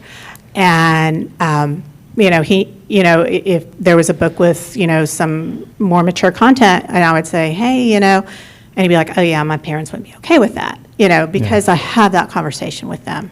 And I 100% support every parent's right, but I also know that, this parent may be okay with certain content, this parent may not, and not even that, in between two children. Every parent knows one child can handle a lot more things than another child. So, it's where it really comes into individuality. Yeah, I really don't mean to nitpick over wording. It kind of underscores a point for me that I know my own children at the age that they are, despite how mature or they may be or educated or enlightened they may be, they're not prepared to make a determination about what's appropriate or not for them. And maybe there's even times they don't even know what to look for to determine whether something is appropriate. They don't have that capacity to make those kind of judgments. So I think that's where some of the frustration probably comes in with parents in this whole thing that we're dealing with now, that they feel like, the kids are not in a position to make a decision about what's a book they should be checking out or not. And then only when they get into the book do they realize that they've been exposed to something that they shouldn't have been exposed to. Right, and that's where I would encourage parents to develop a policy with their students of, hey, bring your library book home to me, Yeah. and let's look at it together. Because as a parent, as you're pointing out, you do have that authority and that ability to say, this isn't right, let's choose something else. Thank you. Dan? Yes, thank you for coming out. And I appreciate the book that you read. And that to me is absolutely fine. That was discussing a topic. It was not discussing a sexually explicit. There's no prurient interest there. Pardon me? There's no prurient interest there. Right. And that's what I'm talking about. And, by no means am I blaming this on libraries. Right, but this is on one of that list. It's, I've never read that. And I'm not a book burner type. I've been reading a book that a parent gave me that I think it's absolutely fine, and it's got some things in it, sexually mature things, but it doesn't go into detail like what I heard the other night, or in November. Mm-hmm. And I was just wondering and curious, when you're choosing books, do laws, like 18, like the pornography stuff, there's, If you were to go on back to the book jobbers, like where we look for books, I don't even know that they have, would they have like 50 Shades of Grey on there? Oh, I see I what you're, don't I see think the they question. do. No, so the book jobbers, it depends on the specific book jobber. Most of the ones that we use are dictated toward schools.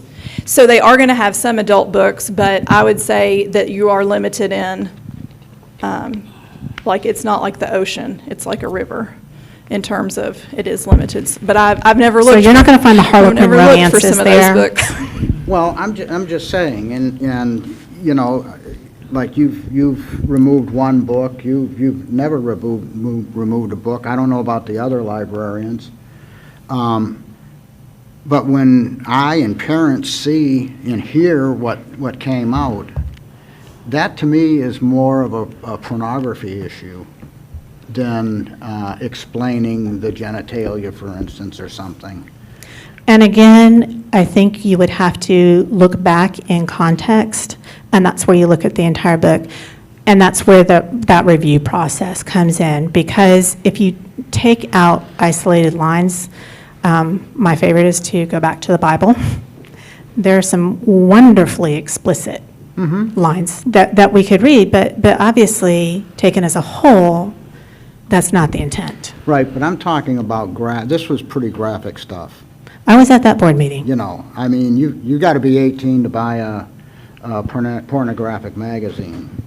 You got to be 18 to get into an X-rated movie. You've got to be, I mean, pornography is one of the largest addictions in our country today. You know, and you often wonder, you know, how all this gets rolling and gets going. And you've got to be 18 to do any of this stuff. But yet in the schools, and this is how I feel, and this is many parents. In a school, we've got firewalls in all our computers so the kids can't get on this stuff. But they can close that computer and go in the library and get some of these books.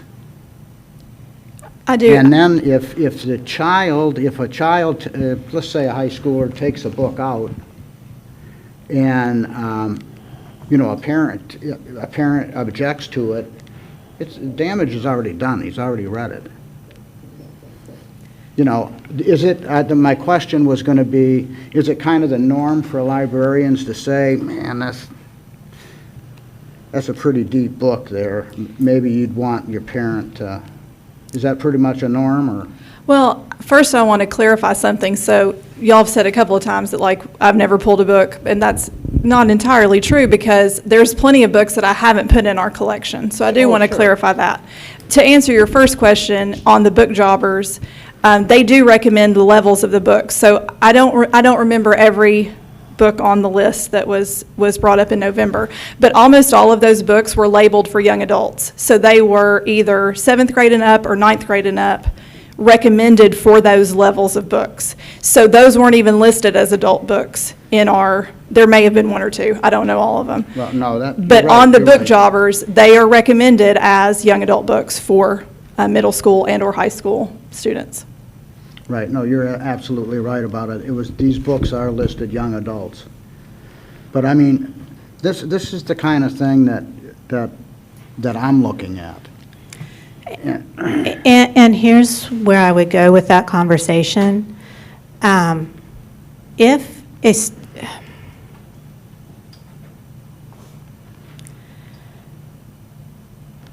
I will just use my daughter as an example, okay, because I can speak more easily to personal without worrying about violating anybody's privacy. She read lots of YA to the point that her librarians contacted me as a parent saying, hey, you know your kid's checking out all this stuff. And I said, yeah, she is. And we had a lot of conversations. I had a very open policy that if you have any questions about things, you come to me and I will answer them. And there are some that I was like, oh boy. But I wanted her to get the information from me and not from a 12-year-old or a 15-year-old or a 16-year-old. And to this day, we have that very open conversation. I'm extremely pleased with her progression as an adult. Through college and through graduate school, she maintained a 4.0. She's got all kinds of awards and recognitions. So we're not talking about a child who read, you know, sexual content and suddenly went off the deep end and became a porn addict. We're talking about someone who perhaps satisfied some curiosity or said, what on earth are they talking about and why are these characters making these choices? Because when she did go to college, she was able to recognize that some of those students were choosing to do drugs. She kind of knew from those characters in our discussions where that ended, not to get involved in that. She knew not to get involved in extramarital sexual situations because those can lead to X, Y, and Z. You know, she has been able to make a very fully informed choice because she had that. So those books did not turn her into some kind of porn addict. They answered that curiosity. You can get it outside. You can get it outside the schools. But, you know, people are tax-paying citizens. They don't expect your kids to go to school. and hear what I heard the other night. I mean, And I would encourage those parents to use that option and contact us as librarians and say, you know, Ellen Hopkins was one of the authors that had several of the books that were objected to. Hey, I don't want my kid checking out Ellen Hopkins. and one more question. Have you ever thought about or had discussion about a rating scale for books? We have had discussions, and we have varying beliefs among library staff on that. Where it ultimately comes down to is the ALA has issued a interpretation of the Library Bill of Rights. So it's a intensely, hotly debated topic among librarians, but ultimately I'm going to fall back on our professional body. I'm not going to read you every single word of this. I'm just going to talk about labeling systems like you're talking about. Libraries do not advocate the ideas found in their collections or in resources accessible through the library. The presence of books or other resources does not indicate endorsement of their contents. Labeling as an attempt to prejudice attitudes is a censor's tool. The American Library Association opposes labeling as a means of predisposing people's attitudes toward library resources.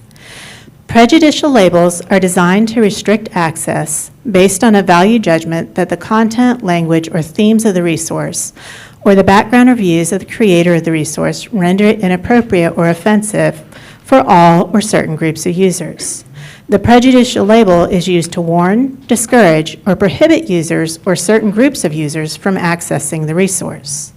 Such labels sometimes are used to place materials in restricted locations.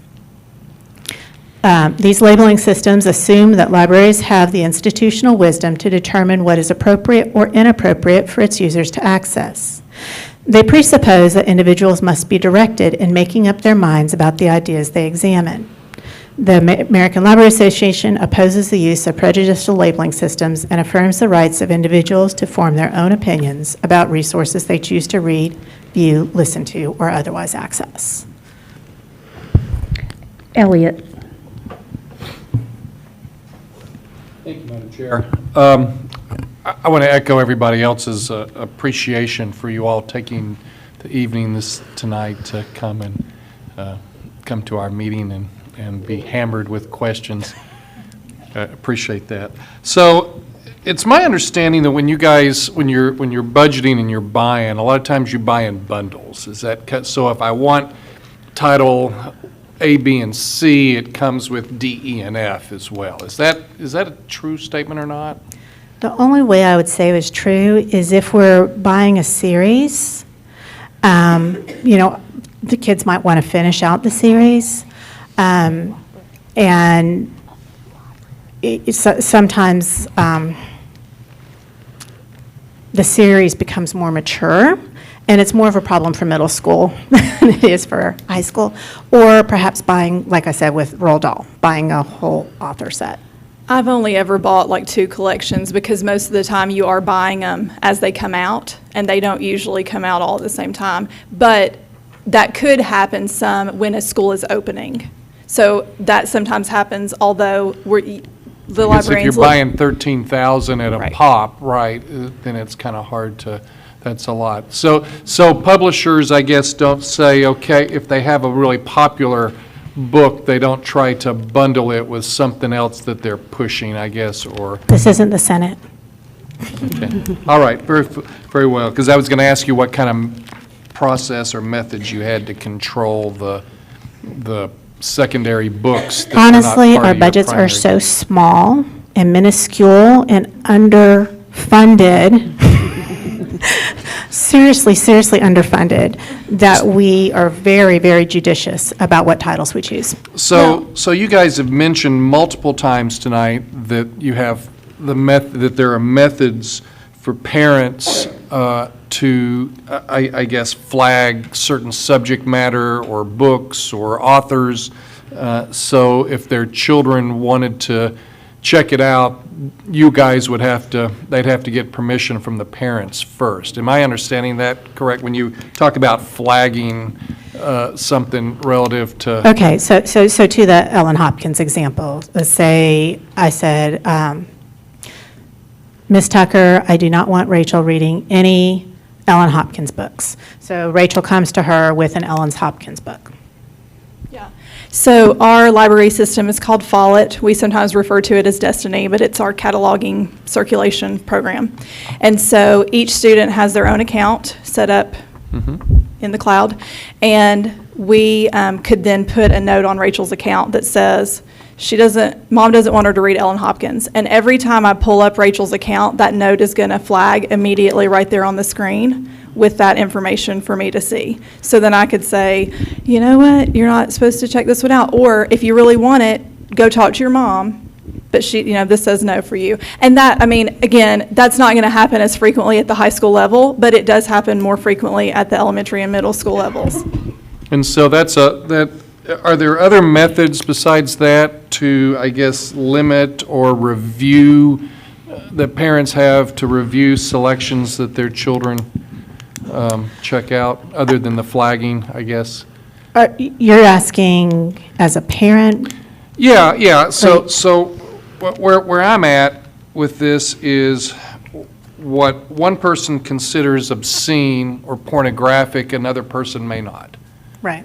And so it gets down to what is the lowest common denominator of what we prohibit available to our students. And so one of my questions, I was going to do the reverse question that Josh had that said, have you ever had parents claiming some book was obscene and you reviewed it and disagreed? Or to that point, as opposed to you reading something and pulling it, right? Versus, or another example of, I had a couple of parents come in and say, I want this book out of my school. I'm a taxpayer, this needs to go. And you've got two other parents that come in and say, I find this content very engaging and my teenager loved it. This was, or to an example that you read, my teenager helped work through some issues that they were struggling with because of this content. So I've got parent A that says, get rid of this crap, and I got parent B that says, I don't agree with what their position is. What's the lowest common denominator, and how do we determine that? So back to my original question, if parent A doesn't want their child reading this crap, what are our methods, what tools do we as the district, you as the librarians, have to enforce that parent's wishes for their child? Oh, that's where, so for example, more so, I don't want my kid to check out books with any profanity. That's when Tiffany can looking at the, you could look at the title review on the book, the child, so the flag would say, Rachel's not to have any books with profanity. So when Tiffany gets it, also within our systems, we can look at a title review. And again, if that book is recommended, grade 7 and up, chances are that it's probably going to have an offensive word. Okay? At least one. At least one. Yeah. Probably not a ton, but at least one. And, parents can also... Well, they don't ever hear it in the classroom and in the hallways, I'm sure. Well, yeah, they first time they see it is in written word, and they don't know how to pronounce it. So, but more realistically, again, it comes down to that parent having that conversation with their child. A review source I sometimes go to, and I'll just shamelessly throw that out here, what we've been begging for the district to pay for middle school librarians, is Common Sense Media. They do not, it's not exhaustive, but they do a good review of popular upcoming titles. And that's particularly nice because they will flag sensitive areas like sexual situations or drug use or profanity. And they kind of tell you what specifically is flagged in that.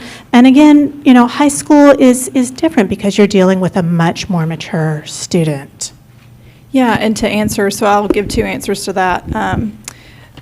That could also start the review of selection materials process. So if groups of parents come to me and say, get this book out of here, we love this book, then we would ask them if they want to formally challenge, and we would take it through that review process. And then at that point, the committee gets to make that decision about whether the book stays or goes.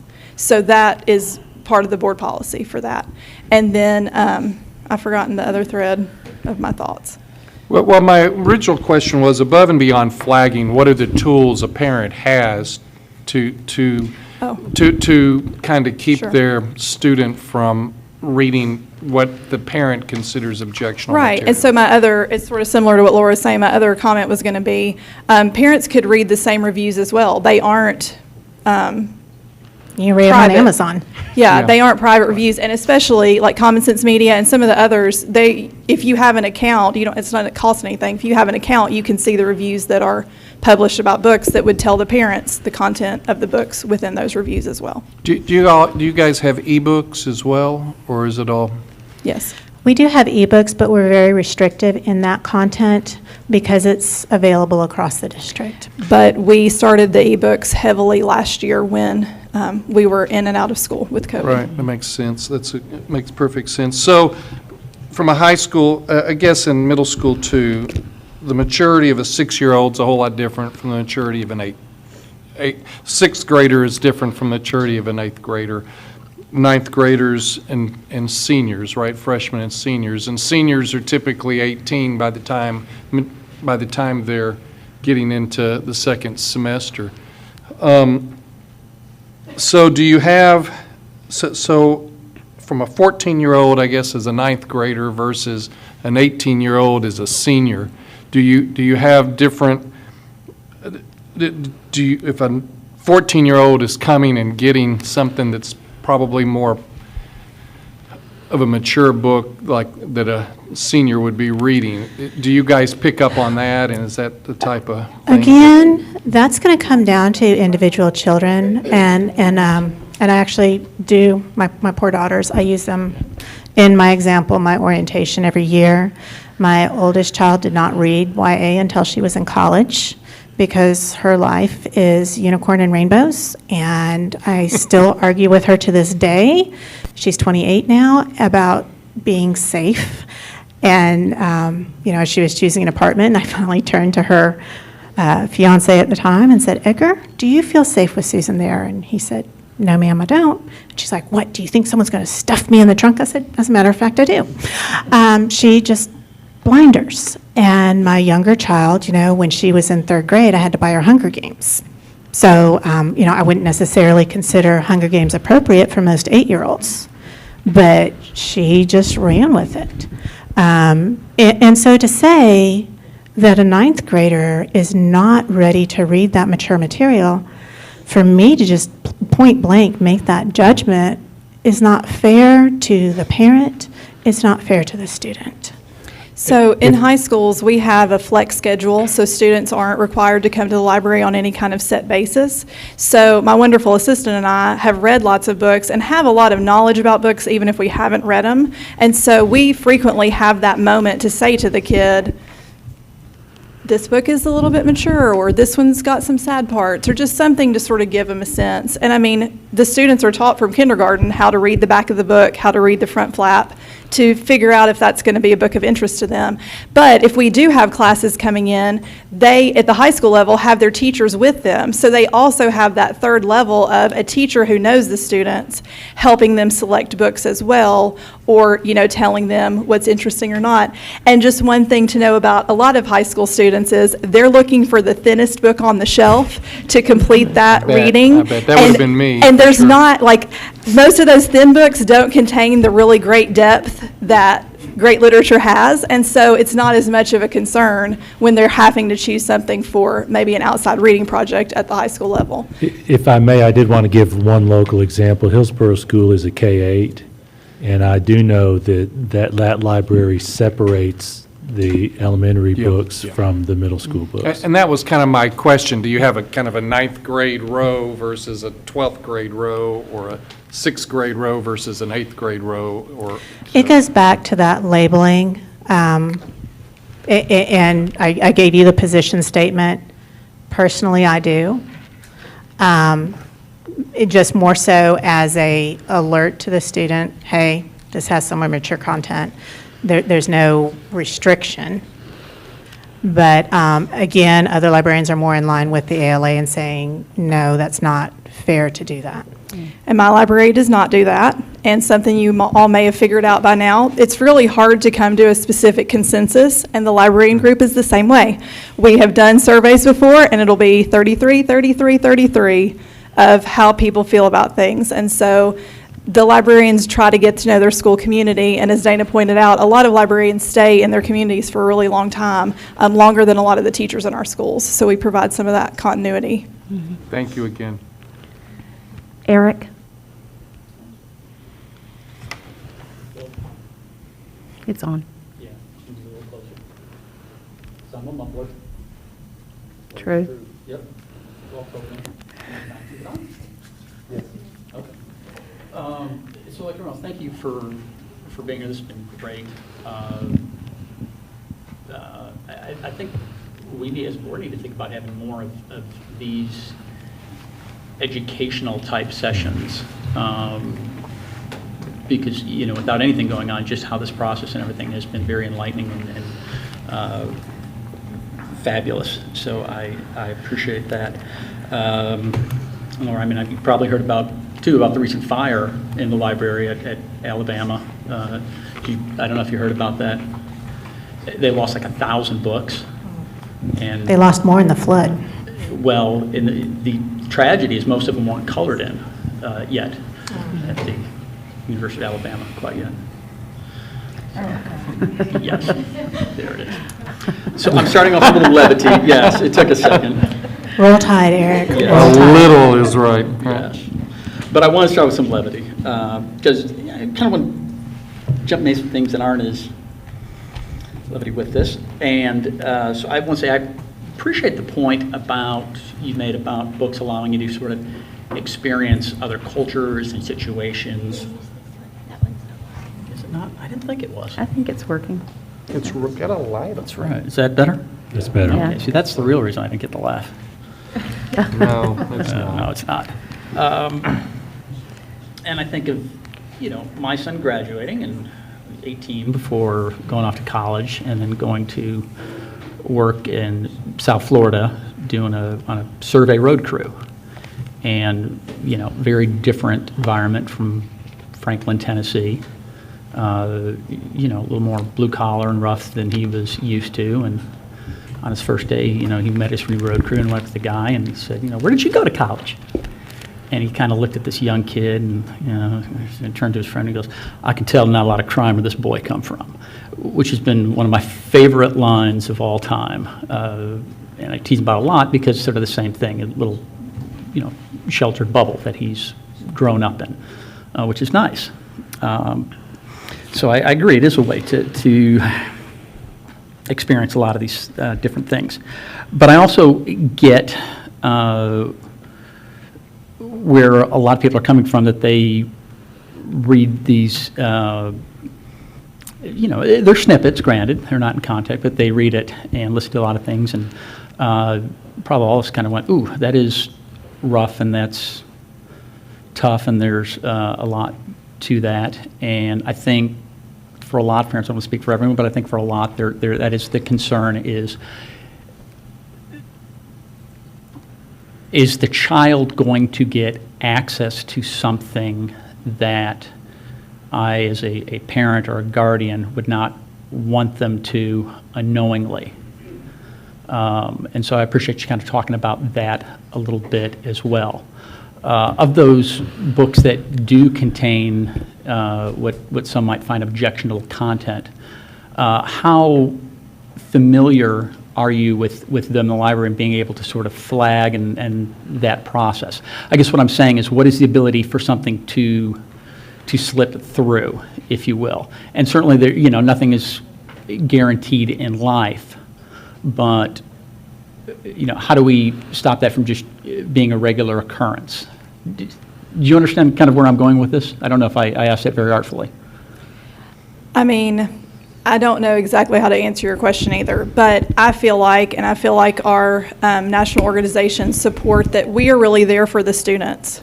And so I understand that parents have a lot of impact and want to have a lot of influence over their students, but our responsibility as librarians is really to the students and to provide what the students need for their lives. And I mean, to answer your question a little bit differently, I select every book that comes into our library. It doesn't get into our library without somebody looking at it, me. And like today, I had a student, very sweet, brought a bunch of books in and said, I have some books I'd like to donate. And I said, I would love to look at those. That doesn't mean that I'm going to put all of them in my collection. But I said, did you read all of those through high school? And she said, yeah. And so a lot of them I'll wind up putting in the collection. But there is a lot of thought and processing and concern for making sure, and that's one of the reasons that I haven't removed books, because I'm very careful in the books that I put in my collection to begin with. Okay, perfect. So one thing kind of came up was talking about not having pornographic material in the library. And so I guess, first of all, let's start talking about, looking up here what the definition of pornography is here, and it's explicit description or display of sexual organs or activity intended to stimulate erotic rather than aesthetic or emotional feelings. And so I think that last part is kind of the key part of it there as well. So a book of Victorian nudes, for example. I think, a lot of people would say, well, no, that's not. It's the nude form, but it's not intended necessarily to simulate or what have you. I suppose we saw a spread with Miss October, we'd probably go, yeah, yes, that is, and that does not belong in there, both involving the naked human form, but sort of different things. And I guess I bring that up because as we're talking about this, and Elliot sort of brought this to me, I think of one of the books that I really enjoyed in high school a lot was Pillars of the Earth by Ken Follett. I assume you're both familiar with the book. Won a lot of awards, Oprah's Book Club. And pulling it back up, and I'm just going to kind of read a little Wikipedia thing here. William attacks Alina and her brother Richard. He mutilates the boy to coerce Alina into not resisting as he rapes her brutally. This leaves Alina traumatized, homeless, and destitute.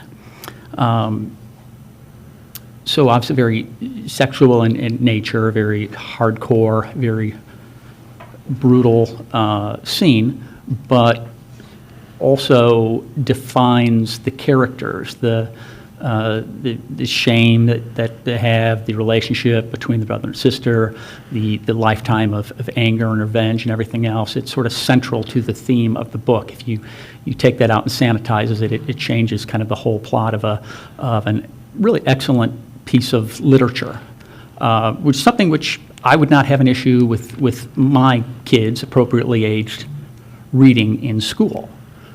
So as I think about this, I get the point of wanting to protect students from getting material that's not appropriate and restricting that. But I also want to caution that there's censorship the other way in I, as a parent, not having the right for my children to be exposed to literature that is of very high quality, that exposes them to different experiences, to different thoughts, everything else to think.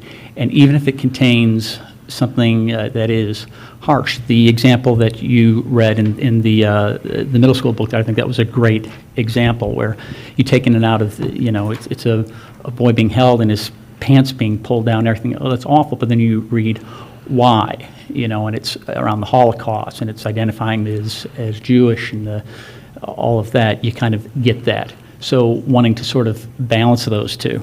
Another great book, The Kite Runner. Again, very brutal scene in it, but also central to the theme of the book, and you really can't take it out and sanitize it, and it changes everything that way. So as we we think about and talk about this and do these things, I think this is very important, that we do want to protect kids from being exposed to things that are not age appropriate or everything else. But I think we also want to balance that we protect parents' rights to not decide on their behalf what their children should and shouldn't read, and limit them to access to material that would help them become lifetime, readers and expand and experience different things in their lives and culture. Jay? Thank you. Just a couple quick things. When we evaluate media, music, or movies to watch in a classroom, so they use the rating system, and the ratings, it's not just the PG and R and all that kind of stuff, but there's all these qualifiers with sexual content, and I think that goes to the labeling that you talked about.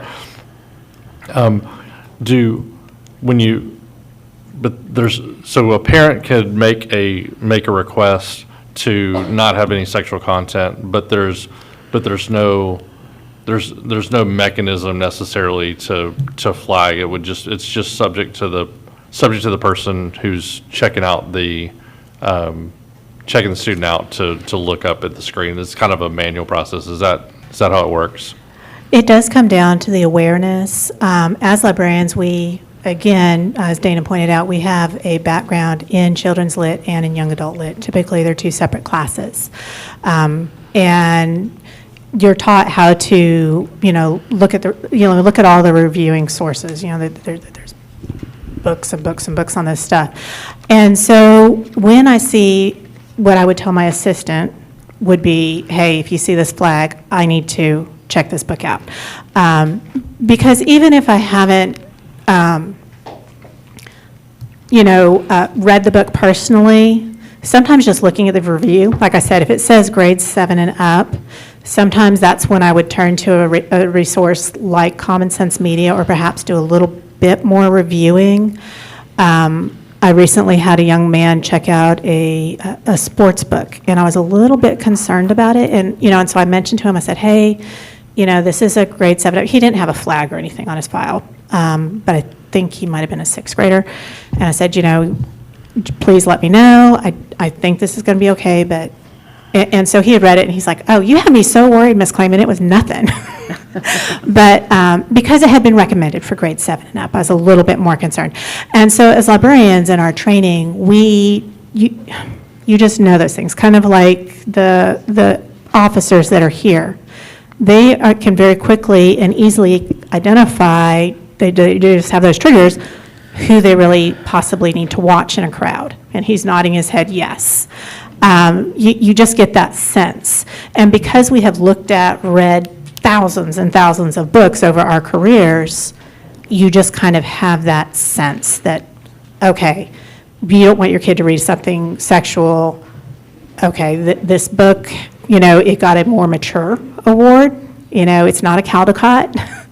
That tells me it's going to be a more, like if I see a Prince Award on a book, I know that's going to be a more mature award, because that's awarded for young adults, like more so high school books. Well, and something I would do in that situation would be, if I see a flag on a student's account and they bring up a book that I'm not sure about, I would just say, could you pick another book today, or let me help you pick a book today, because I'm not sure about this one, and if you want to get it next time you come in, then I'll have a chance to look at that before you come in again. Great. Well, yeah, that's fine. I appreciate the explanation. And just one last thing is, if a parent wants to know how, like what books their kids have checked out, is there a way that they can go in there? Or do they have to request a list from you guys, or is that, I don't think it's connected to Skyward in any way or anything that we would have access to? Or is there something on there in the child's account that the student can use, like the mom can go on to their Chromebook or something? So if a parent really wants to know, they can log in and look at their student's wallet account and see what they have currently checked out. So, Or I was just thinking about a history. There's not a way for a parent to do it, but a student's login could show it. So a parent could see it through a student login. So they would either have to ask the librarian or or go through the student's account and file it, and the students would know how to do that, or if they can't, if they don't, then We they try haven't to checked teach out any them. books. Yeah, no, it's fine. No, I just want, that was more for education for those still watching at 10 after 9. Thank you. Thank you, board members, and thank you so much to our dedicated professionals for this presentation. We're going to take another quick break here. Yes,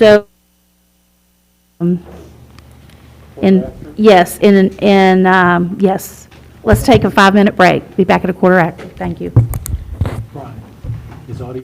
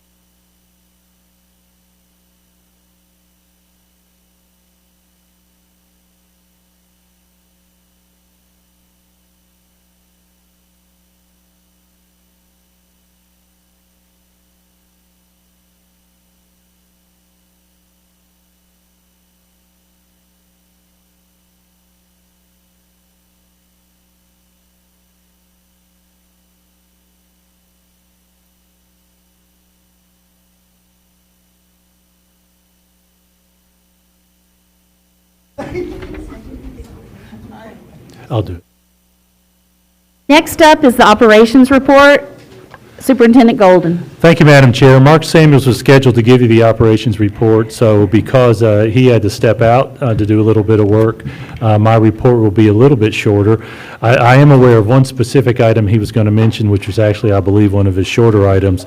Like so many other processes, we've struggled with some of our custodial staffing over the first semester, and Mark and his team actually change the responsibility for some of the southern buildings to the other contractor. Now, just to give you a little bit of background, we have two contractors do custodial work. Just to put it bluntly, one has been handling their work and the other one has been struggling. So I thought it was worth mentioning to you that there's been a little bit of shift on the responsibilities among those contractors. I will give you a little bit of other brief update related to the county commission. I'd emailed you that the county budget committee had recommended a 1-month delay on the capital request that you all voted on at the November meeting. Those deferrals to February did pass. And the discussion at the county commission level was in essence about trying to get some specifics on what that would mean for debt funding on a regular basis with those requests.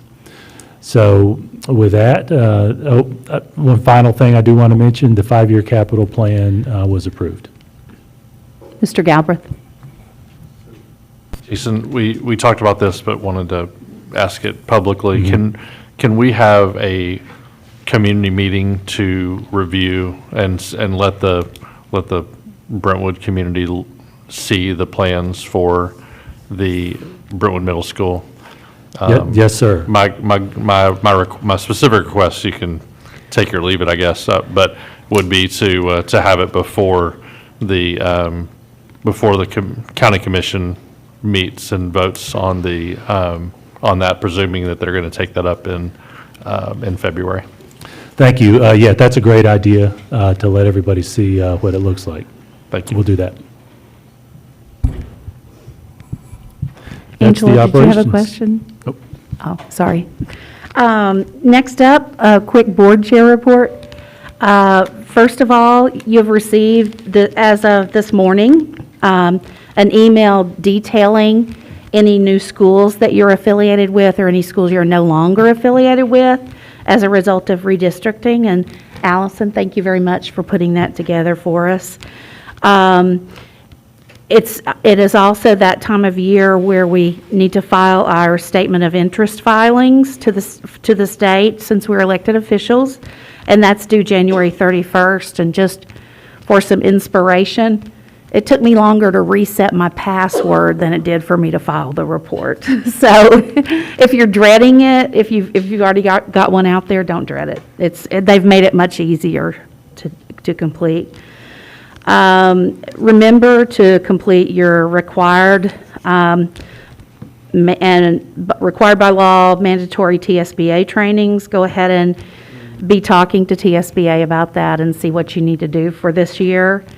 I also neglected to thank our deputies. So Deputy Hunt and Deputy Mock were both with us tonight. Thank you so much, and we appreciate your help as always. And then finally, it's legislative season, and so I'd like to ask the legislative committee to give a quick report. Sheila? Okay, pretty much the only thing right now that's is actually being pushed through very rapidly, right at the beginning, is we're back at school vouchers. And this one is actually going to go to the floor next week. It's Senate Bill 1674. And we all know what the school vouchers, the educational savings account pilot program. But what's different about this is what they're adding is options to which the student can meet the eligibility requirements, additional. And this is basically going to take effect September 1st, 2022 through 2025 during a 3-year period immediately preceding September 1st, 2025. And what the exception is that the exceptions are did not offer students 180 days of in-person learning for a school year due to the COVID-19 pandemic, or imposed a mask mandate on students in response to the COVID-19 pandemic and refused to exempt one or more students from the LEA's mask mandate in response to the LEA receiving written notification from the student parents or guardian opting the student out of the mask mandate. So these provisions will not apply to an LEA that imposed a mask mandate basically due to an executive order. So those are the two new things, and that's kind of putting more constraints on what happens within our school district and leaves more open to school vouchers. Thank you, Ms. Cleveland. And following up on Mr. Galver's question at the top of the meeting related to a meeting with our legislative delegation, has there been any talk of that meeting? I actually talked to Sam Whitson today, and he asked if, he's volunteered, said if anytime we want to get together, and so if everyone's in agreement, we can. It looks like I said, this one is getting pushed through really fast for reasons, but yeah, I could definitely set it up. And is Saturday morning a good time for everybody? Okay, I'll see it, get it done. Okay, thank you. Okay, next up, we're moving on to new business. And these are approvals for 2021-22 school board budget amendments and resolutions. And Rachel, I'll just let you, Ms. Farmer, I'll let you take those over. Thank you, Madam Chair. We have 2 amendments and then 2 resolutions to bring to you tonight. The first is for disproportionality. If you'll remember back in November, we had a similar resolution come forward.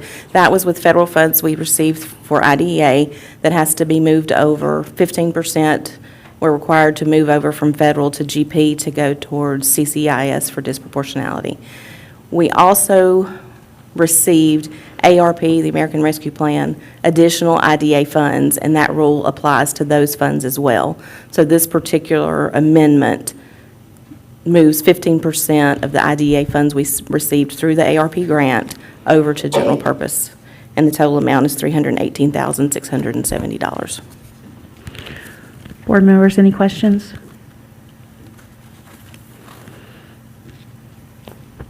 No questions.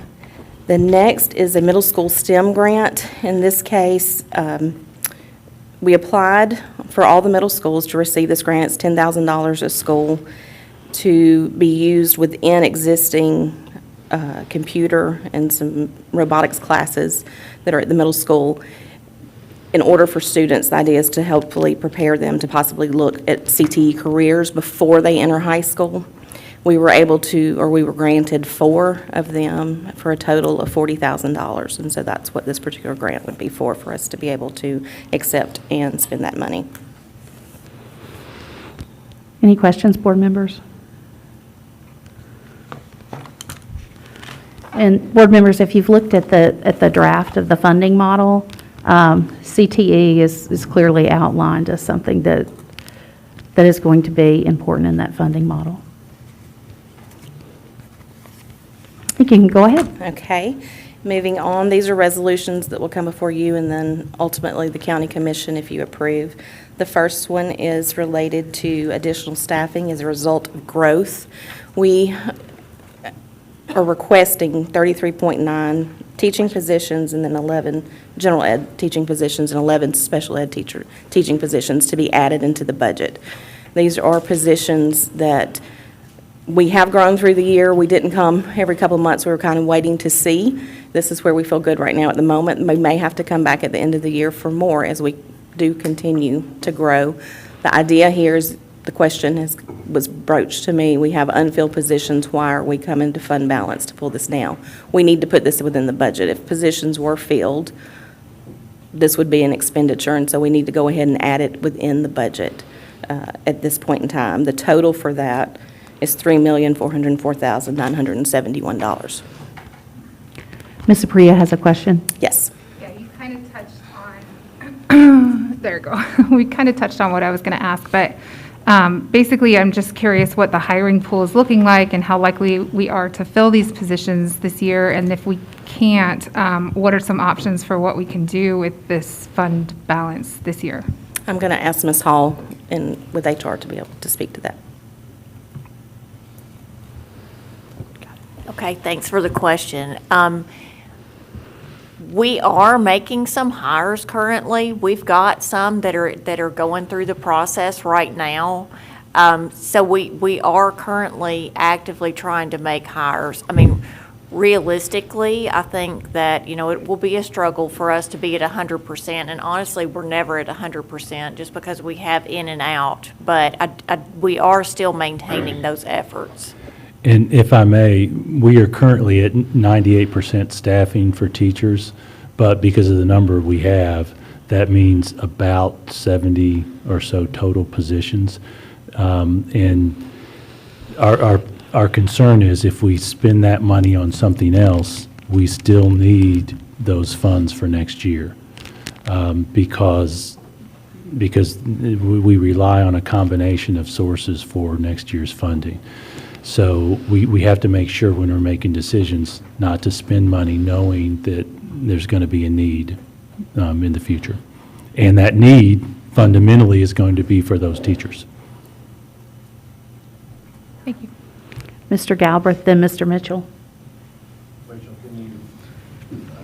just want to make sure that I understand when you say that, so we get this on the record, the county commission approves it as part of a revised budget, and therefore it's then, so regardless of where the funds come from necessarily, it's then a part of our baseline for next year's budget, right? That's correct. Okay, that was my concern. Okay, so it's not who funds it. It comes out of, it's technically coming out of fund balance, whether we use the funds or not. Because I want you to talk about the next one first, because it all comes down to the projections, but I don't want to get ahead of myself on.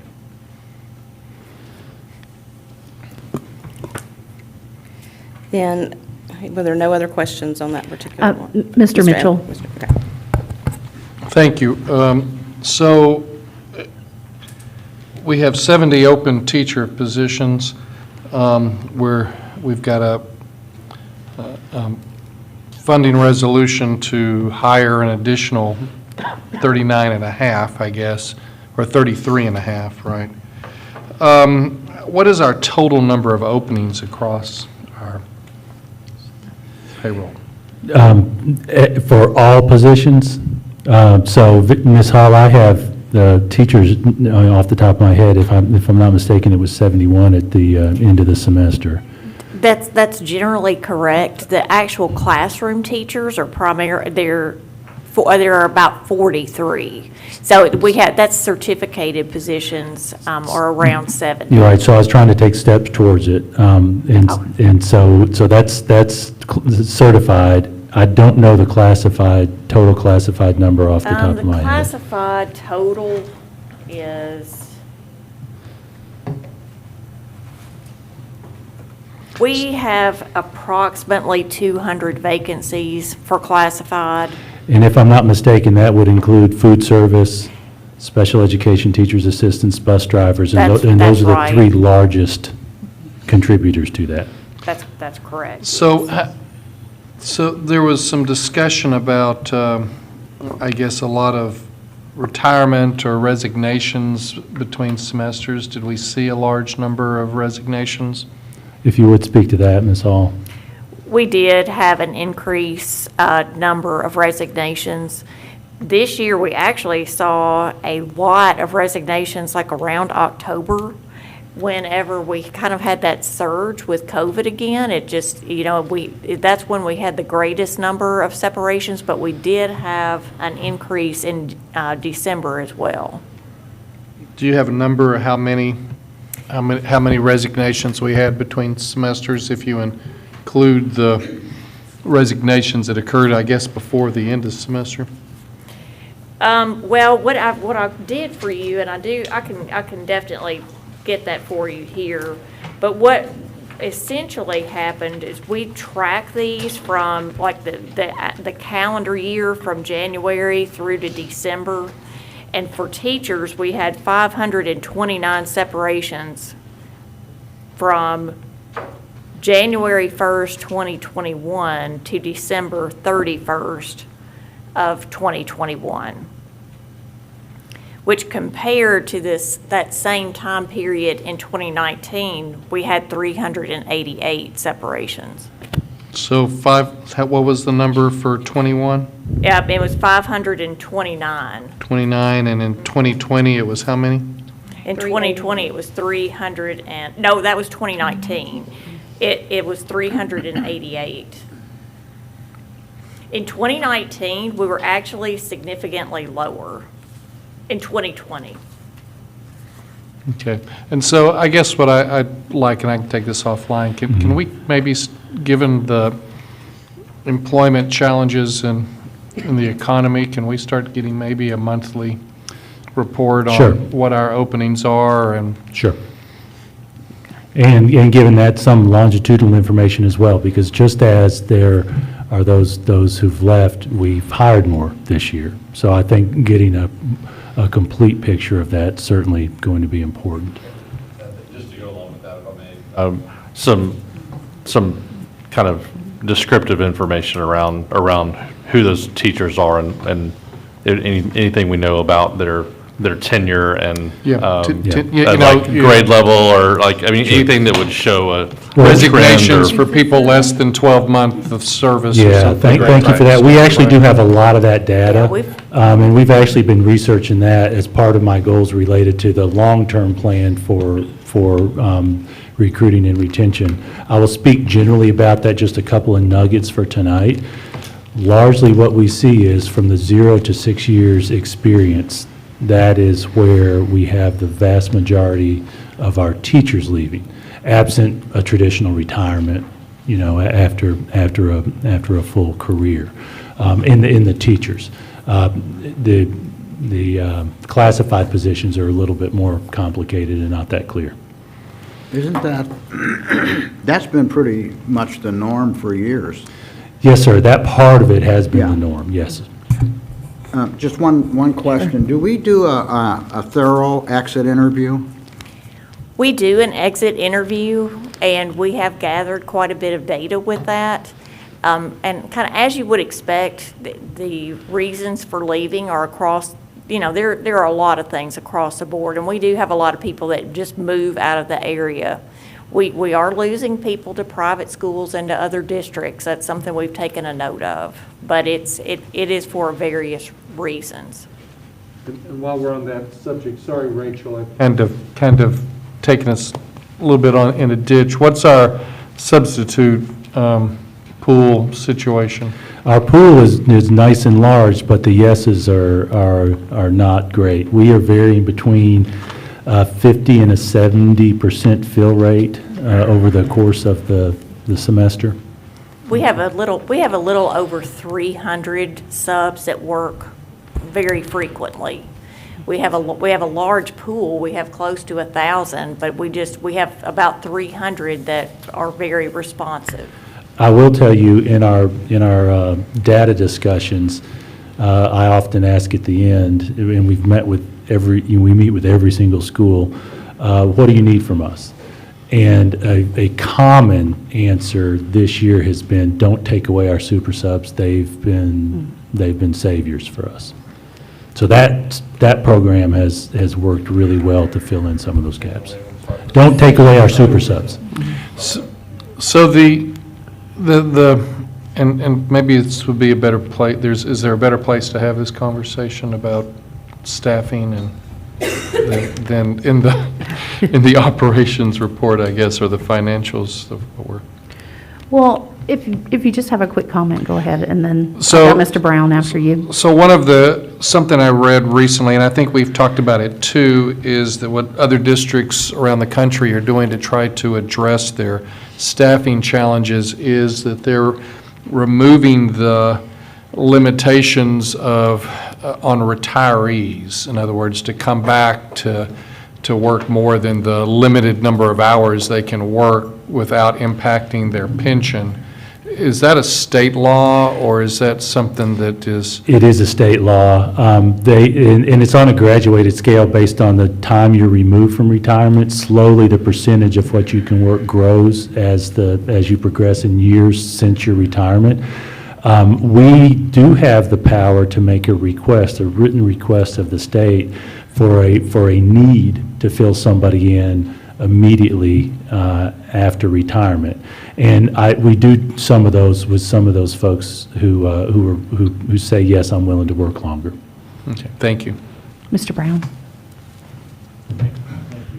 Much like we just had a presentation about the library process, which was, I think, very helpful, could we maybe do at an upcoming work session a presentation that, for some of the things Vicki was just talking about, in terms of the data points that we've gathered on why people are leaving, some of that data? I think that would be useful just in the context of the conversations we're having about teacher pay and staffing challenges, to just know that environmental landscape would be helpful. Yeah, I think that's a great suggestion. We'll be happy to do that. Let's just commit to do that in February at the next meeting. Also aligns with our strategic goals and performance goals as well. If there aren't any other questions on this one, we'll move to the next item. The next item is twofold. One will be a vote on an increase to the pay charts, 3% increase for I'm going to say, read it so I say it right, salaried pay chart, and then $1 per hour increase for hourly pay charts. And the total amount for that would be $3,914,269. And again, we would be pulling for fund balance for that. And Madam Chair, if I may add some detail to that. So Mayor Anderson and I have been talking really for the last few months about the quickly changing market environment. And for us, it really covers two large areas. One is classified employees, basically our hourly staff, and then two is our professional staff. County government has been struggling with staffing in a lot of positions that really parallel our classified staff as well.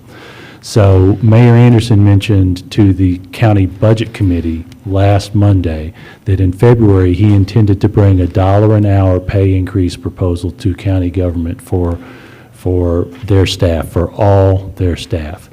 And he encouraged us to do the same.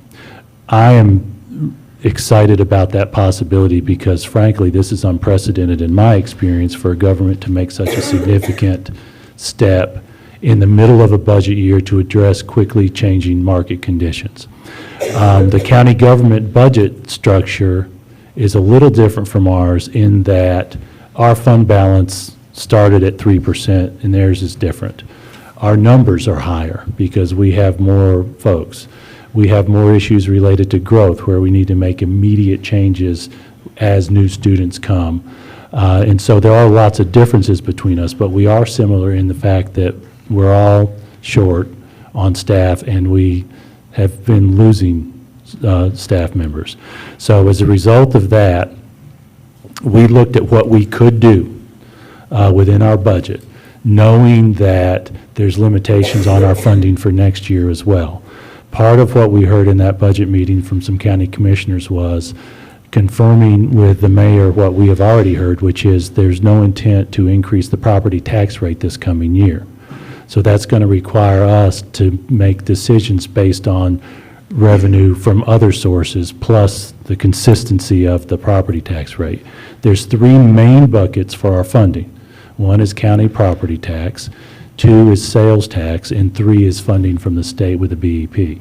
So we have a pretty good idea of what the property tax is going to look like based on what we've heard from the commission. We've got sales tax numbers, and then we don't know yet what we're going to get from the state. So we went back through that and analyzed what we knew we could do within the funds we knew that we had up to this point. And the result of that is that combination of a proposal for $1 per hour for all our hourly staff, plus a 3% for the salaried folks. And that's a product of our conversations with the WCA leadership. I do anticipate that we will be, over the next couple of months, working on what we can do with the coming budget, starting July 1.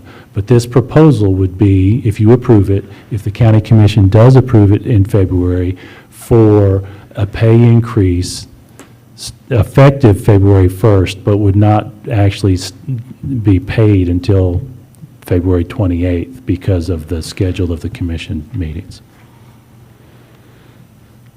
Mr. Wimberly? Well, as Jason said, this is extraordinary. I think it's important to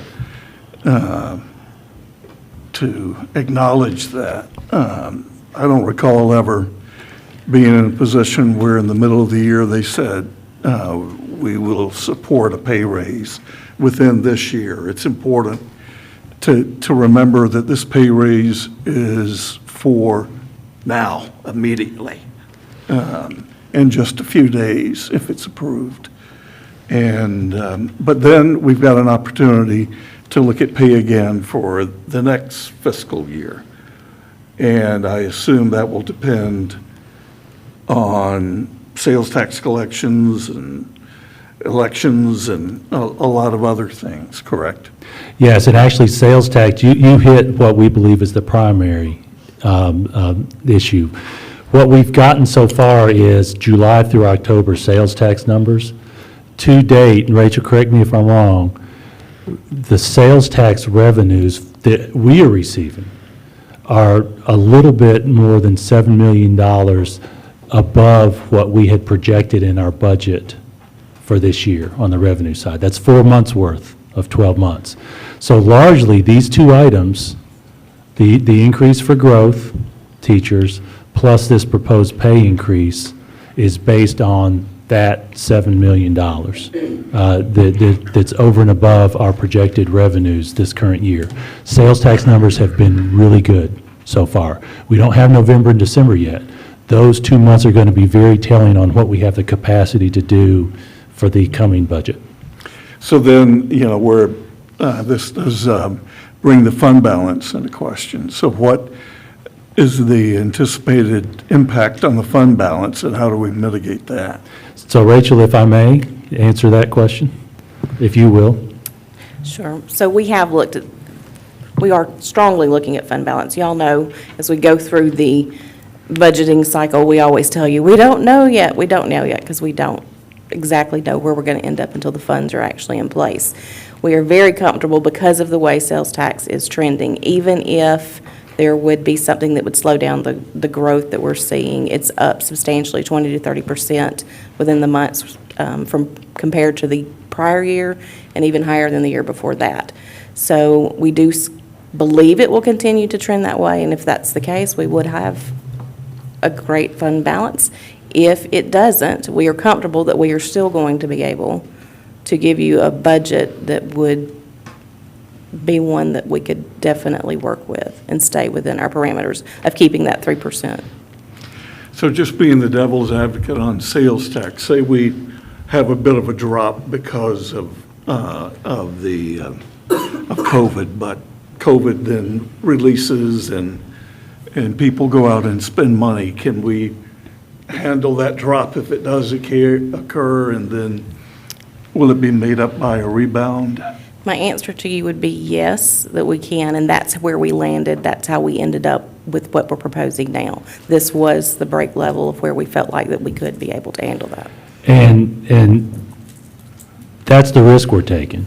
If proverbially the bottom falls out of sales tax and it falls below our budgeted amount, it has the potential to be a problem.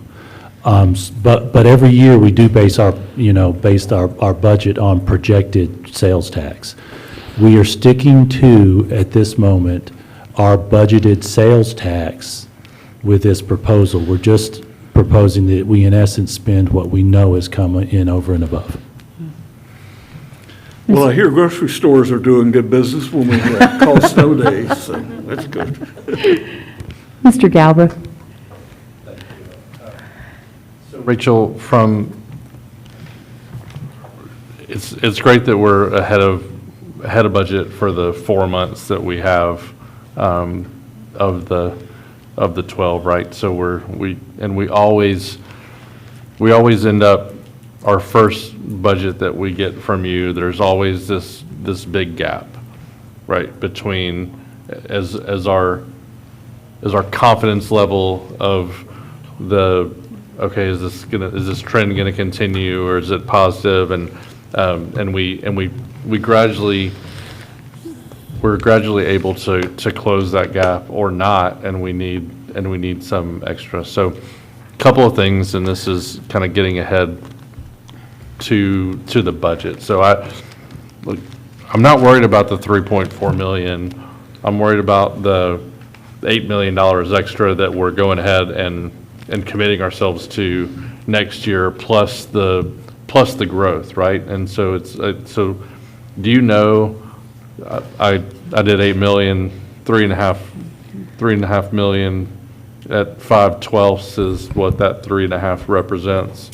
And then so it puts it at 8.1, but then we're gonna have growth on top of that. Have you done the estimates on what this looks like for next fiscal year? I have run so many spreadsheets. I'm sure you I cannot have. even begin to tell you how many. And yes, that's how we landed where we landed, was to feel like that we could confidently say we could manage the growth. We may not be able to come to you and say we're going to get everything that we want, but as far as managing the growth, yes. So, if I may, I want to add a bit to that. The mayor's proposal to the county is 4% of their expenditure plus 6%, a 6% increase for the sheriff's department and emergency management. We determined that based on our projections, we couldn't recommend that much now. So 3% now means 3.4 million now and 8 something for next fiscal year. But what does that, since we've never done this before, we just talked about the 3.9 for the additional staffing is now added to the budget. Is this now added to the budget? And so does it essentially, because we're kind of in uncharted territory here, right? In pre-baking next year's raise into this year, and we not knowing if there will be a raise for next year, given we'll have months more, at least 4 or 5 months more to know. But so will this too be built into our baseline? This will then become part of the baseline, and with Mr. Golden, what he has been requested to do from you, HR and I have been working closely together before this was ever even mentioned, of being able to set aside funds so that we felt like that we could address the pay charts already. This gets us a little bit ahead of that. So where we were looking and thinking of how much money it was actually going to cost if we did all of this in July, this, even though we're spending it now, and yes, it will cost more in the long run, it is getting us so much closer to where we were wanting to be then. So this has been the goal from the beginning of this year. So just as I'm processing this, because it's different than what I had in my head, and it's different even than what we talked about this morning. But so in my mind, this is approximately 3 pennies that's going ahead and being added to this year's budget, plus 3 pennies from the 3.4 million or the 3.9 million for the extra staffing. So am I thinking about that right? That our base level funding now is 6 pennies higher than it was, which means that when we do our budget for next fiscal year, the gap is going to be narrower because we've already got those additional. We've already got the raise built into this year's budget. Let me address that last bit about the gap being narrower. Yes, we will spend 5 months' worth of pay that will need to be budgeted in for next year at 12 months. So that part is accurate. As to the penny, if property tax was our only revenue source, I think a clear answer to your statement is yes. But because we have multiple revenue sources, and we know from the county commission that they do not intend to add a penny to the property tax rate, our recommendation is based on the sales tax, that second bucket. But to your point, if the commission had to be the decision maker on that revenue side, by far their flexibility, their decision-making power would be within the property tax rate, because sales tax is not something that they control. But what they have at their disposal is something that we are forced to do, which is to balance our budget. We balance our budget with our fund balance.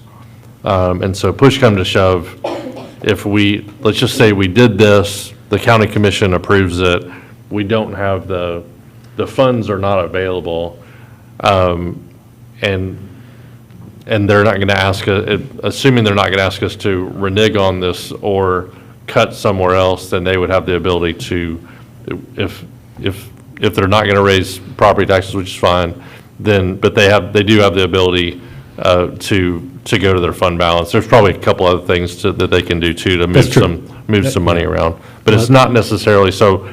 I wasn't thinking about it.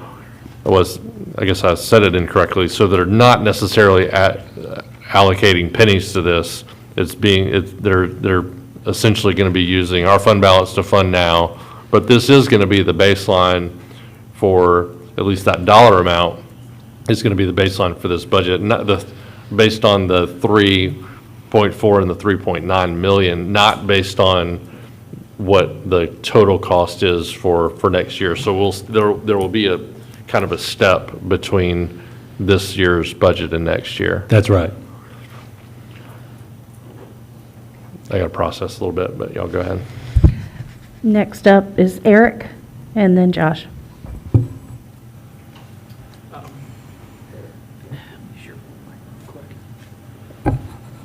Thank you. So I've asked about this before, and just, I hope it's not beating a dead horse, but want to go back to when we're talking about the sales revenue. Are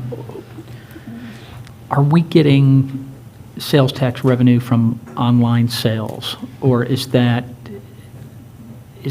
being routed locally at all, at the county level? Is it going to the municipalities? Is it going to the state? Just what is our share of that? Because I don't think anyone thinks that's going to decrease. I think I have an answer for you, but I trust Rachel's answer better. Rachel, if you would answer My that. understanding is it's going to the municipalities. I'm sorry? It's going to the municipalities. And do we see any of it? And because we're on the internet playing this, and you looked over to Rachel, I want to make sure that the question was, are we seeing any of it? That was the question, yes. Okay. What we see is what the county reports to us. If the county is receiving it, then we are getting our portion of it. So it's not municipalities? So I get my dog food shipment on Amazon or what have you and pay, my whatever. That's going to the city of Franklin, but it's not going to at the county level. Not necessarily correct. All right, thank you. Mr. Brown? Yeah, just a couple of basic questions. What growth rate did we build this year's budget based on in terms of sales tax revenue growth? Generally speaking, what we did last year, if y'all recall, we knew we were going to get we estimated $12 million in additional funding that we had been paying back to the county, not paying back, we're giving our portion back to go towards capital. So we had added an additional $12 million. This is on top of that. I want to be clear with that too. So our growth within, let me tell you, I guess where I'm going with the about question, 8% is where. 8%. So the budget was based on an assumption of an 8% growth rate in sales tax. Correct. And it's tracking, 4 months into the fiscal year, it's tracking at what? 20. 20%. So more than double. Correct. Okay. And then, do we have a policy that dictates what our fund balance has to be? We have a state requirement that on day one of our budget year, we must have a 3% fund balance. No state requirement related to the rest of the year, but every year we must replenish it to that point. You have to So that's- begin with 3% of your total budget as fund balance? Yes. Correct. Okay, thank you.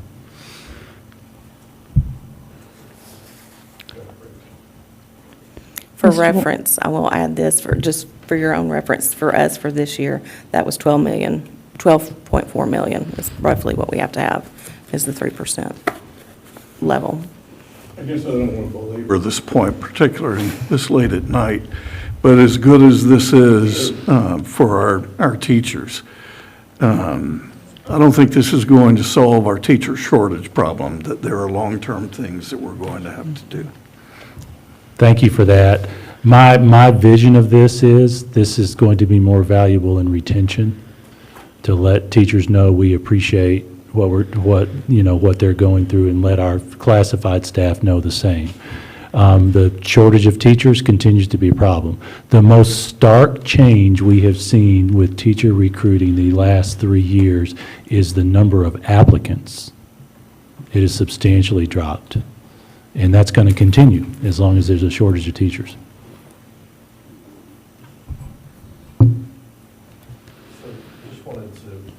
Make sure that everybody understands we always try to pay our teachers as much as we can under the parameters that we have, and we're various degrees above and below our neighbors, mostly below probably for the most part. But were it not for the surplus of sales tax, the desire could have been there, but your recommendation would have been like, you couldn't have made a recommendation that you're making were it not for this surplus of sales tax. Is that correct? The risk would have grown exponentially. Short answer to your question is yes. Because the sales tax revenue is higher, we've determined that we can make this recommendation. We've got growth coming next year, and we don't know enough yet from those other revenue sources. Well, because we again, in a fairly unprecedented fashion, last fall, we bumped up some of the TAs and their pay, right? And this was prior to getting any of the history of sales tax or anything, and this was just based on some additional revenue or surplus that we might have from an expenses being lower. We thought we could do it within the existing budget. It didn't have anything to do with revenue. That's right. And at the time, I'm fine with what we got. I was actually requesting to make that more. But the people who got that increase, they're also going to be subject to. They're also going to get the dollar. There will be more of the dollar raise than the 3% raise. That's correct. We did that, raise the special education teacher's assistant position up to $15 per hour minimum, and of course, there's a scale for more experience. Those individuals under this proposal would be paid at $16 per hour. Right, but everybody get a dollar. That's right. Okay, thank you.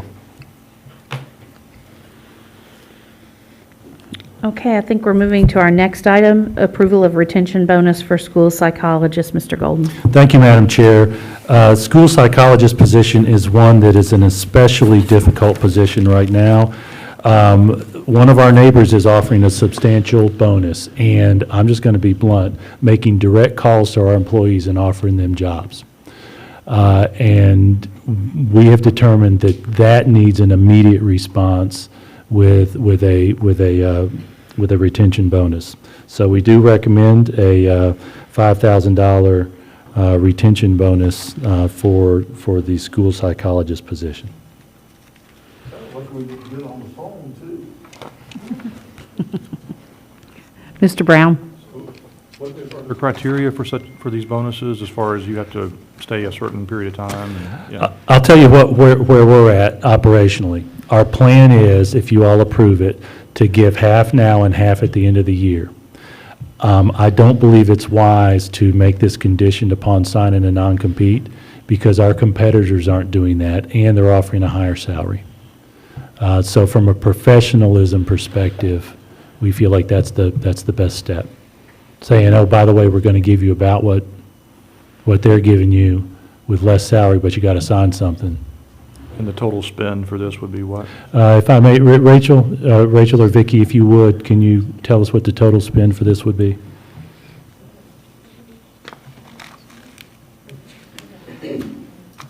$21,000. We'll have to do the quick math on that. We currently have about 42. Just an approximation, $200,000? 21,000. Should be, right? 210,000. 210,000, yeah, Sorry. okay. Yeah.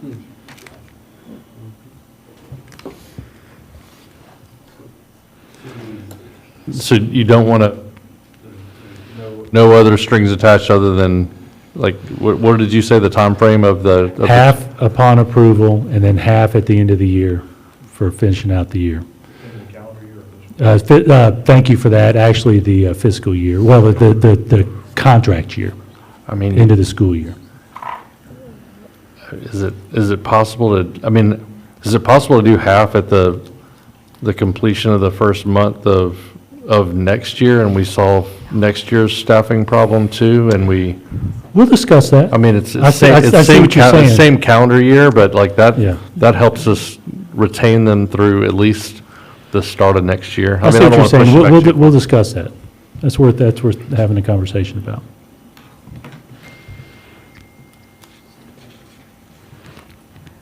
I don't see any other questions on that item. The next one is approval of open and/or closed zone schools for 2022, 2023, and this is an annual agenda item.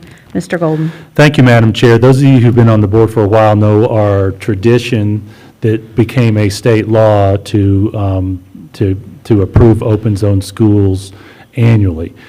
The state changed that law and substantially changed it to include a substantial shift from what we have traditionally done of a first-come, first-serve open zone to a structure where we had to make every seat, even drilled down to individual grade levels, open with a lottery system if it filled up.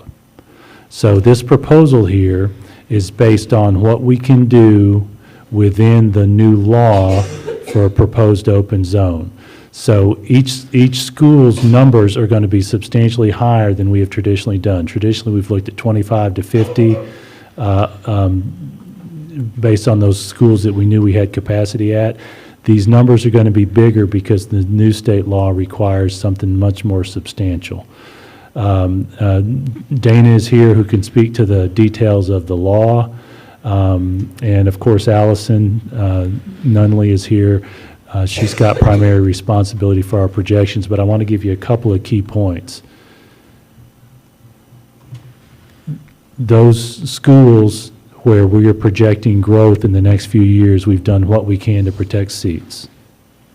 Those schools that are experiencing construction projects where we're going to be exacerbating problems if we have a substantial influx of students, we have protected those seats as well.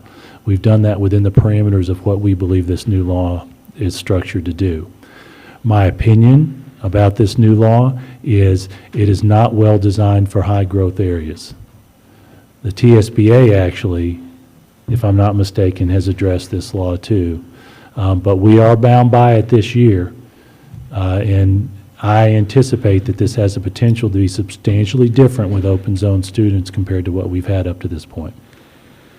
But we do recommend approval of our recommendation in this packet. Any questions? Oh, Mr. Mitchell, yes. Thank you. So so this is completely different than what we've seen before. So let me give you one example. We've got 116 open zone spots for Allendale. elementary. Is that, and that's at the school for any grade, is that correct? Yes, sir. So we're not able to get this more granular to say, I've got, in this particular metric, you're showing 127 fifth graders and only 84 first graders. So we can't say we've got room for so many first through fourth, but we're full on the fifth grade. In a high-growth area, we can't drill down like that, to your Okay. point.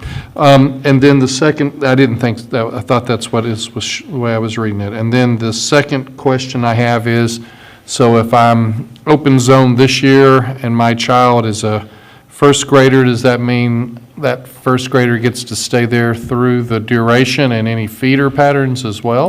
Or can we change that and require it? Do we have the ability to say, okay, you're going to have to reapply every year and you don't get the feeder pattern grandfathering like we've done in the past? Well, right now, the existing policy applies, and that allows the student to continue in the feeder pattern if there's room. And so, to your point, and Dana, correct me if I'm wrong, within the scope of the existing policy, we do have that power to say there's no room and you can't continue. At a feeder pattern Yeah, standpoint, yeah. right? And if, Dana, if you would address the individual schools, like from a first grader moving up to second grade.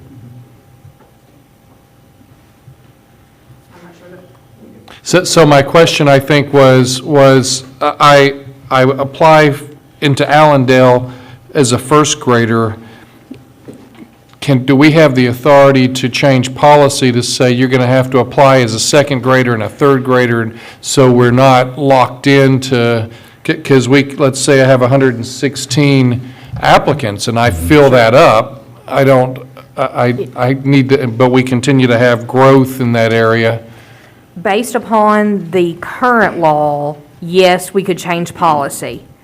With that said, I know that this is a TSBA agenda item.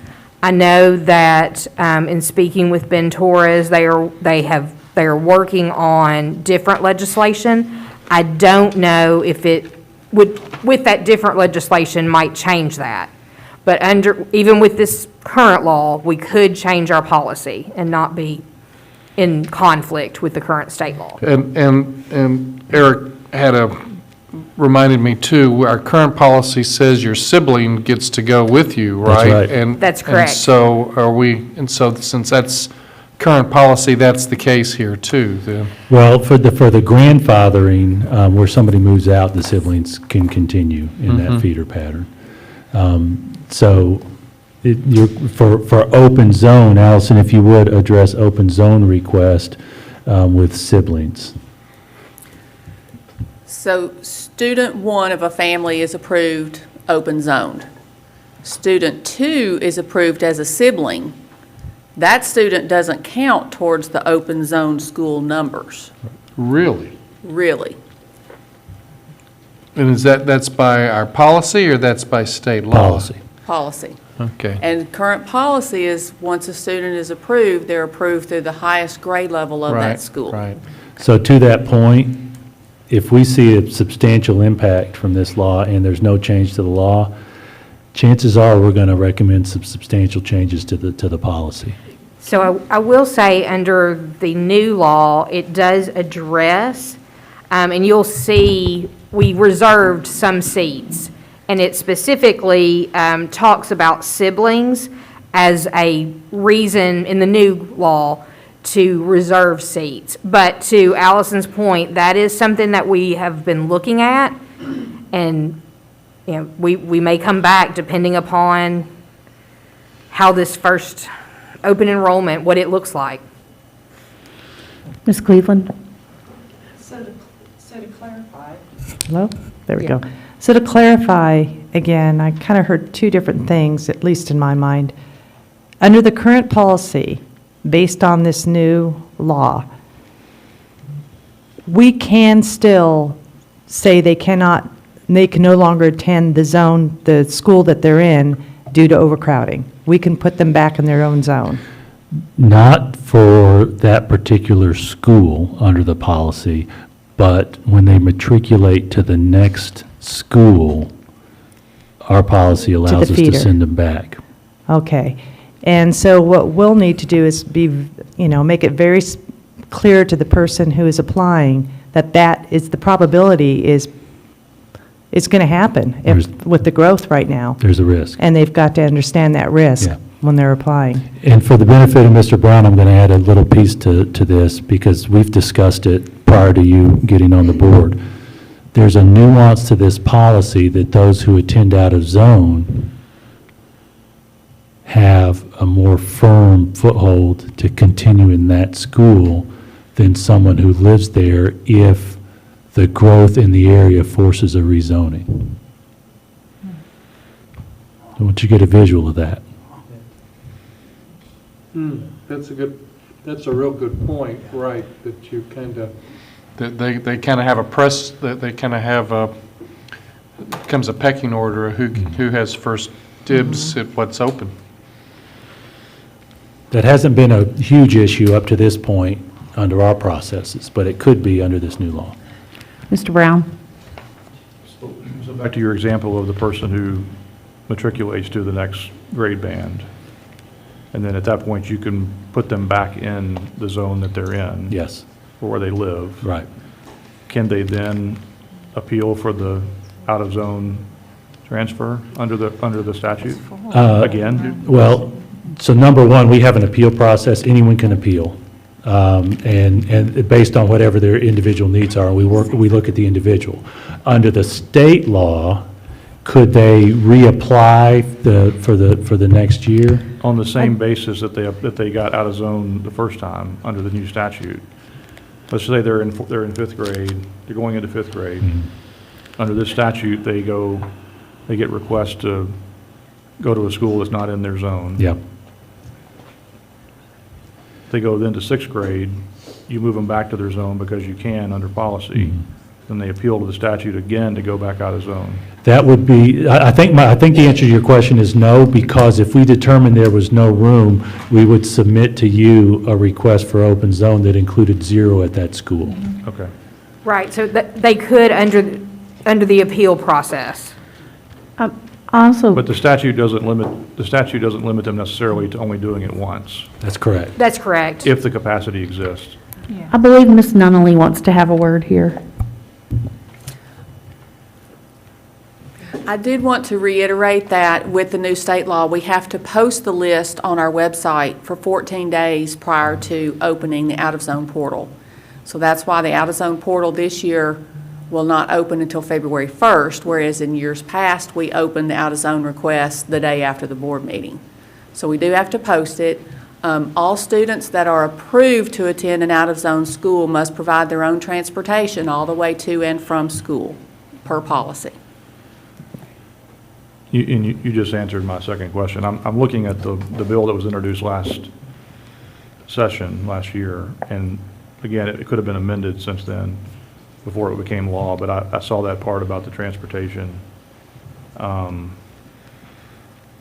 then it also says that non-residents of the county are secondary to residents of the county. That didn't change, right? So That's right. current residents of Williamson County get first right to the open slots. Yes. Right, And and first residents of Williamson County School District. So they need to be in our district, not FSSD. Okay. so if I may address that, our board policy does not allow non-residents to come to Williamson County Schools unless they are an employee working for us or in one of our buildings. So as an example, an SRO who's working in our building, they could send their child.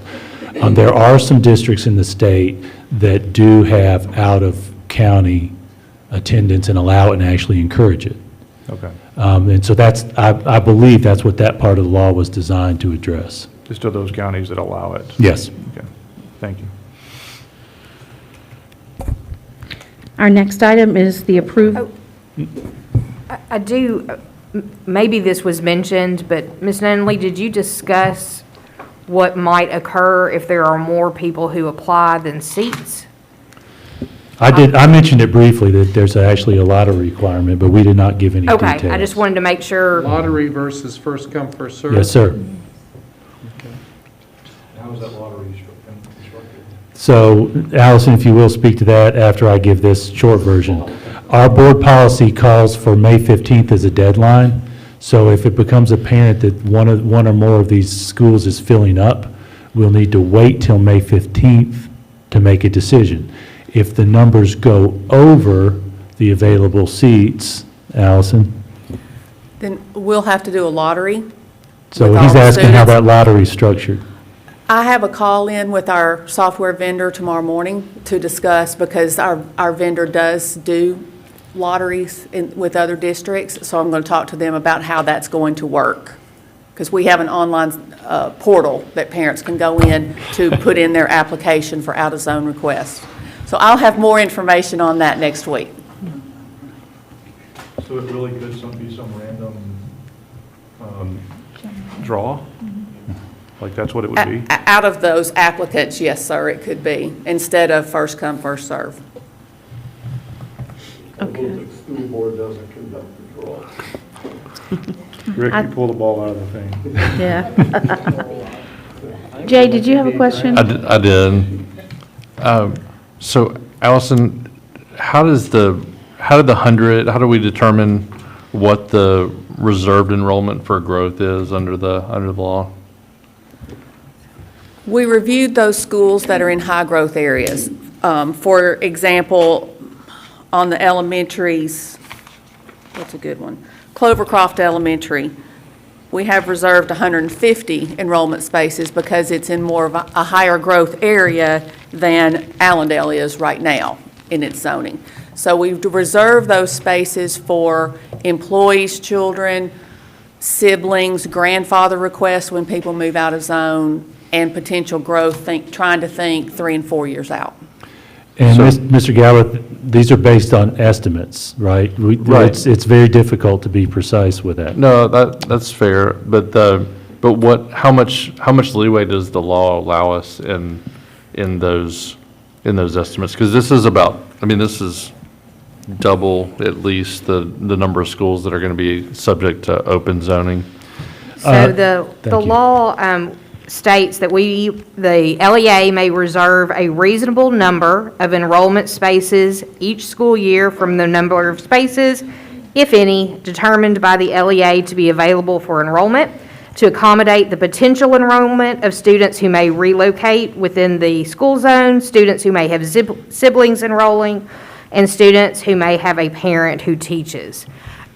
So that is the full guidance that we have from the legislature. So it is a reasonable number. So I feel like given the fact that we're not going to make a decision until May 15th, if we keep that, does anybody mind us addressing, it's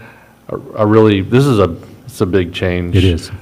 Can we have a policy committee and another board meeting to review this? I realize that's going to push back to March 1st. They're still going to have 75 days to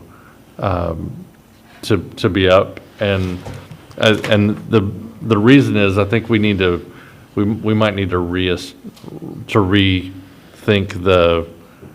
the grandfathering of open zone students and how that matriculates, because if not, then Allison's I was just looking at one of my schools, Crockett, has 143 open spots, and we're granting 43 open spots, but Woodland has 0.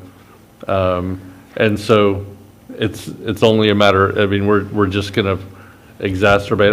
Maybe nobody wants to come to Crockett, I don't know, but and maybe we all swap enough that it doesn't make a difference, but if it does, then it's going to cause Woodland to be over sooner rather than we thought.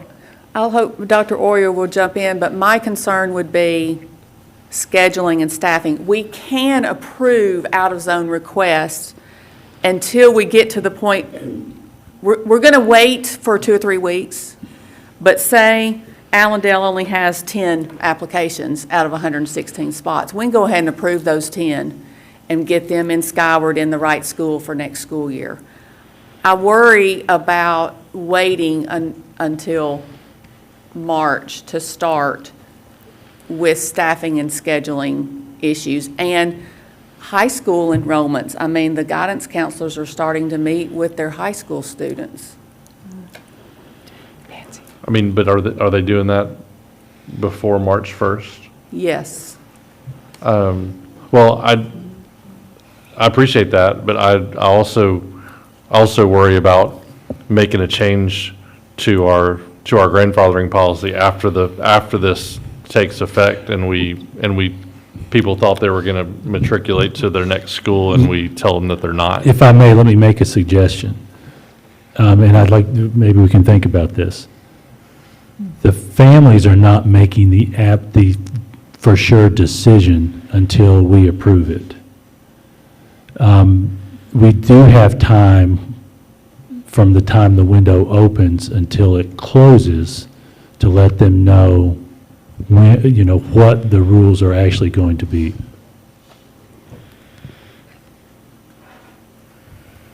Presuming that we wouldn't make any changes in the number of open spaces based on policy change. I will tell you that's a good point. Could it tweak a little bit based on changes? Mr. Golden, if I may, I printed out the number of open zone students that we approved for the current school year. The only school that filled its spots was Centennial High School. Of those 25, we only approved 184. Now, I realize that we didn't have as wide a range and as many open zone spots. Schools, yeah. But we really don't know how big of an effect this is going to be. So are you saying you need a lead time because of that? I think that the parents are already going to be thrown for a loop to have to put in their application and wait a few weeks to know. And if they have to wait longer than that, and from a staffing standpoint and a scheduling standpoint, I think it's best to go ahead and start in February. Ms. Cleveland? Okay. I do agree with Jay about revisiting the policy, but I also want to touch base again what you said about TSBA. Are they challenging this? Yes. So one of our agenda items later on are 3 resolutions. One of them deals with this particular law that TSBA is working on, because particularly for counties like us with high growth, this is very difficult to try to plan for what it's going to look like. Incredible. So basically, it's probably better, I agree about discussing the possible policy change based on this, but to kind of hold off until we see what TSBA is, if we're able to push that through, or? No, I'm not at all, because if TSBA does something, that would take effect next year. Okay. So we still have this law. If y'all want to look at policy, I'm not at all opposed to putting that at the February policy committee and seeing what changes you want to make. So that, okay. I think that's we can definitely do that. Okay, great. I just wanted to make sure it wasn't going to be an immediate change of what they're trying to do No, versus. my okay. last conversation with Ben was that it would not affect this school year. It would affect the plans, that if they come to fruition, would affect next school year. Okay, thank you. Yeah, if the legislature makes a decision, it will be after this has already been in operation. This reminds me of that letter grade law that was passed. And it was never implemented, right? Because they went back the next year? Well, you're talking about districts getting letter grades? With the letter. Well, actually, that was actually deferred as a result of COVID. Oh, okay. So it wasn't repealed? It's not completely repealed. Okay. Bright ideas. Mr. Brown? When you're talking about this year versus next year, the law could take effect as of July 1, but the planning for the rezoning and all placement of students would have already had to have happened. That's right. You correct. couldn't unwind it. That's right. Yes, So even a change in the law would only apply to the 23, 23, 24, That's yes. right. And that's what happened with this law. This Yeah. law passed, but it took effect for this upcoming school year, not the school year we're in. Yeah, So yes, same thing. So, I agree that I think we need to look at all policies related to this to make sure that we give ourselves the flexibility to manage the Potential. the movement, for sure. The other thing that occurred to me is that if we're, with our sibling rule, that if there is a lottery, is the lottery at a family or a child? So if you have, if we're in a school that ends up in a lottery and I have 3 children in the lottery, versus my one family in the lottery? But anyway, there's some nuances there that could quickly become messy. That's a good point. So just for clarity's sake, your recommendation is, the staff recommendation is to go ahead. Yes, ma'am. And we've agreed that we're going to look at policy. Is that our shared understanding? Okay, great. I don't see any other hands. Next up, approval of the Charter School Review Committee 2022. Thank you, Madam Chair. We anticipate, based on notices we've received, that there will be 2 charter school applications that must be submitted by February 1st. So at the moment, we don't have any charter school applications. Our board policy actually calls for us to have a recommended committee at the December meeting, which we didn't have. So now come January, anticipating that there will be some charter school applications, I am recommending the Charter School Review Committee as required by the board policy. So we'll recommend approval of that at the Tuesday night meeting. And just for clarification, there would be one review committee that would review both applications if we do in fact receive 2.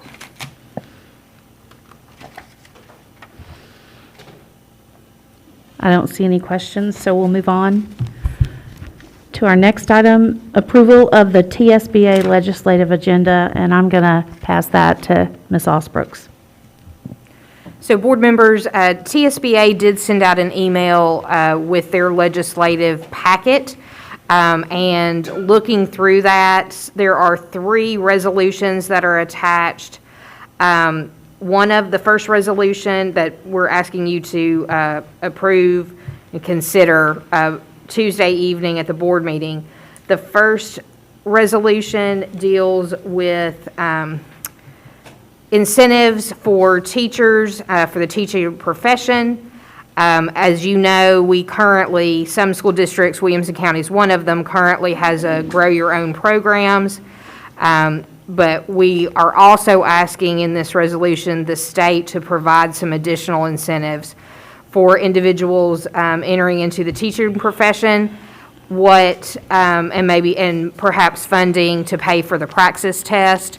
What you have heard this evening, and we've talked about in other meetings, is that the pool of applicants is smaller every year. There's fewer and fewer people going into the teaching profession, and so this was a resolution that TSBA is sponsoring regarding incentives for our teachers, or those who may want to become teachers. The second resolution is a resolution requesting amendment to the open enrollment for LEAs. So we would be asking either that the General Assembly rescind the new law that we just discussed, or they amend it and give local control back to the school districts so that we determine policies to govern transfers of students within our school district.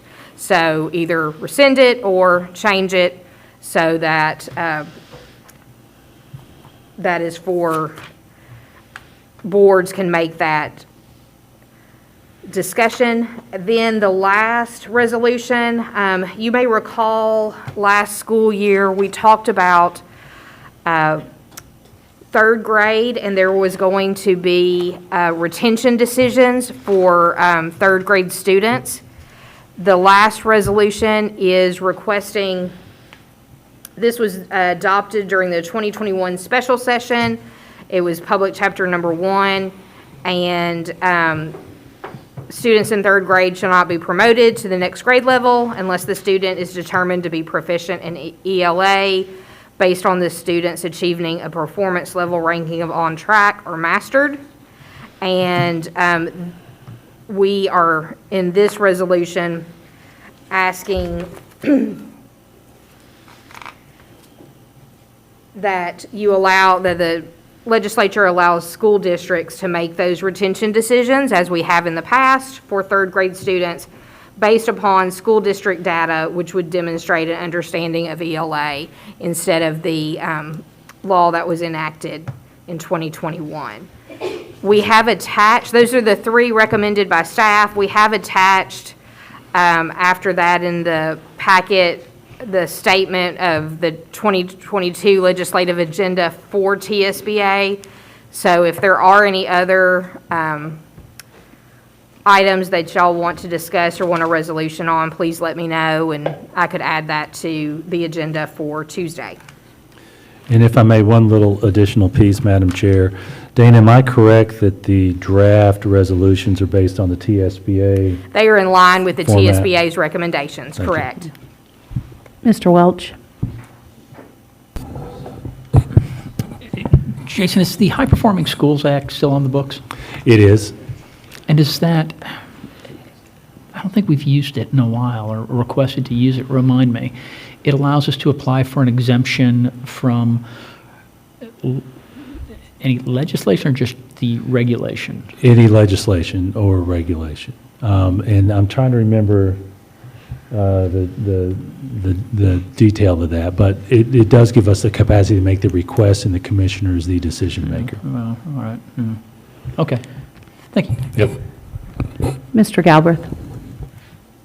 This, as Jason said, this is based on TSBA language, but I got a question on the open enrollment. Sure. One, the, I don't know, the 1, 2, 3, 4th, whereas the last sentence, it says that this would places unintended undue burdens on LEAs, as it would not allow boards of education to limit transfers between schools, to prevent iniquities in programming, staffing, and demographic makeup of schools. Yes.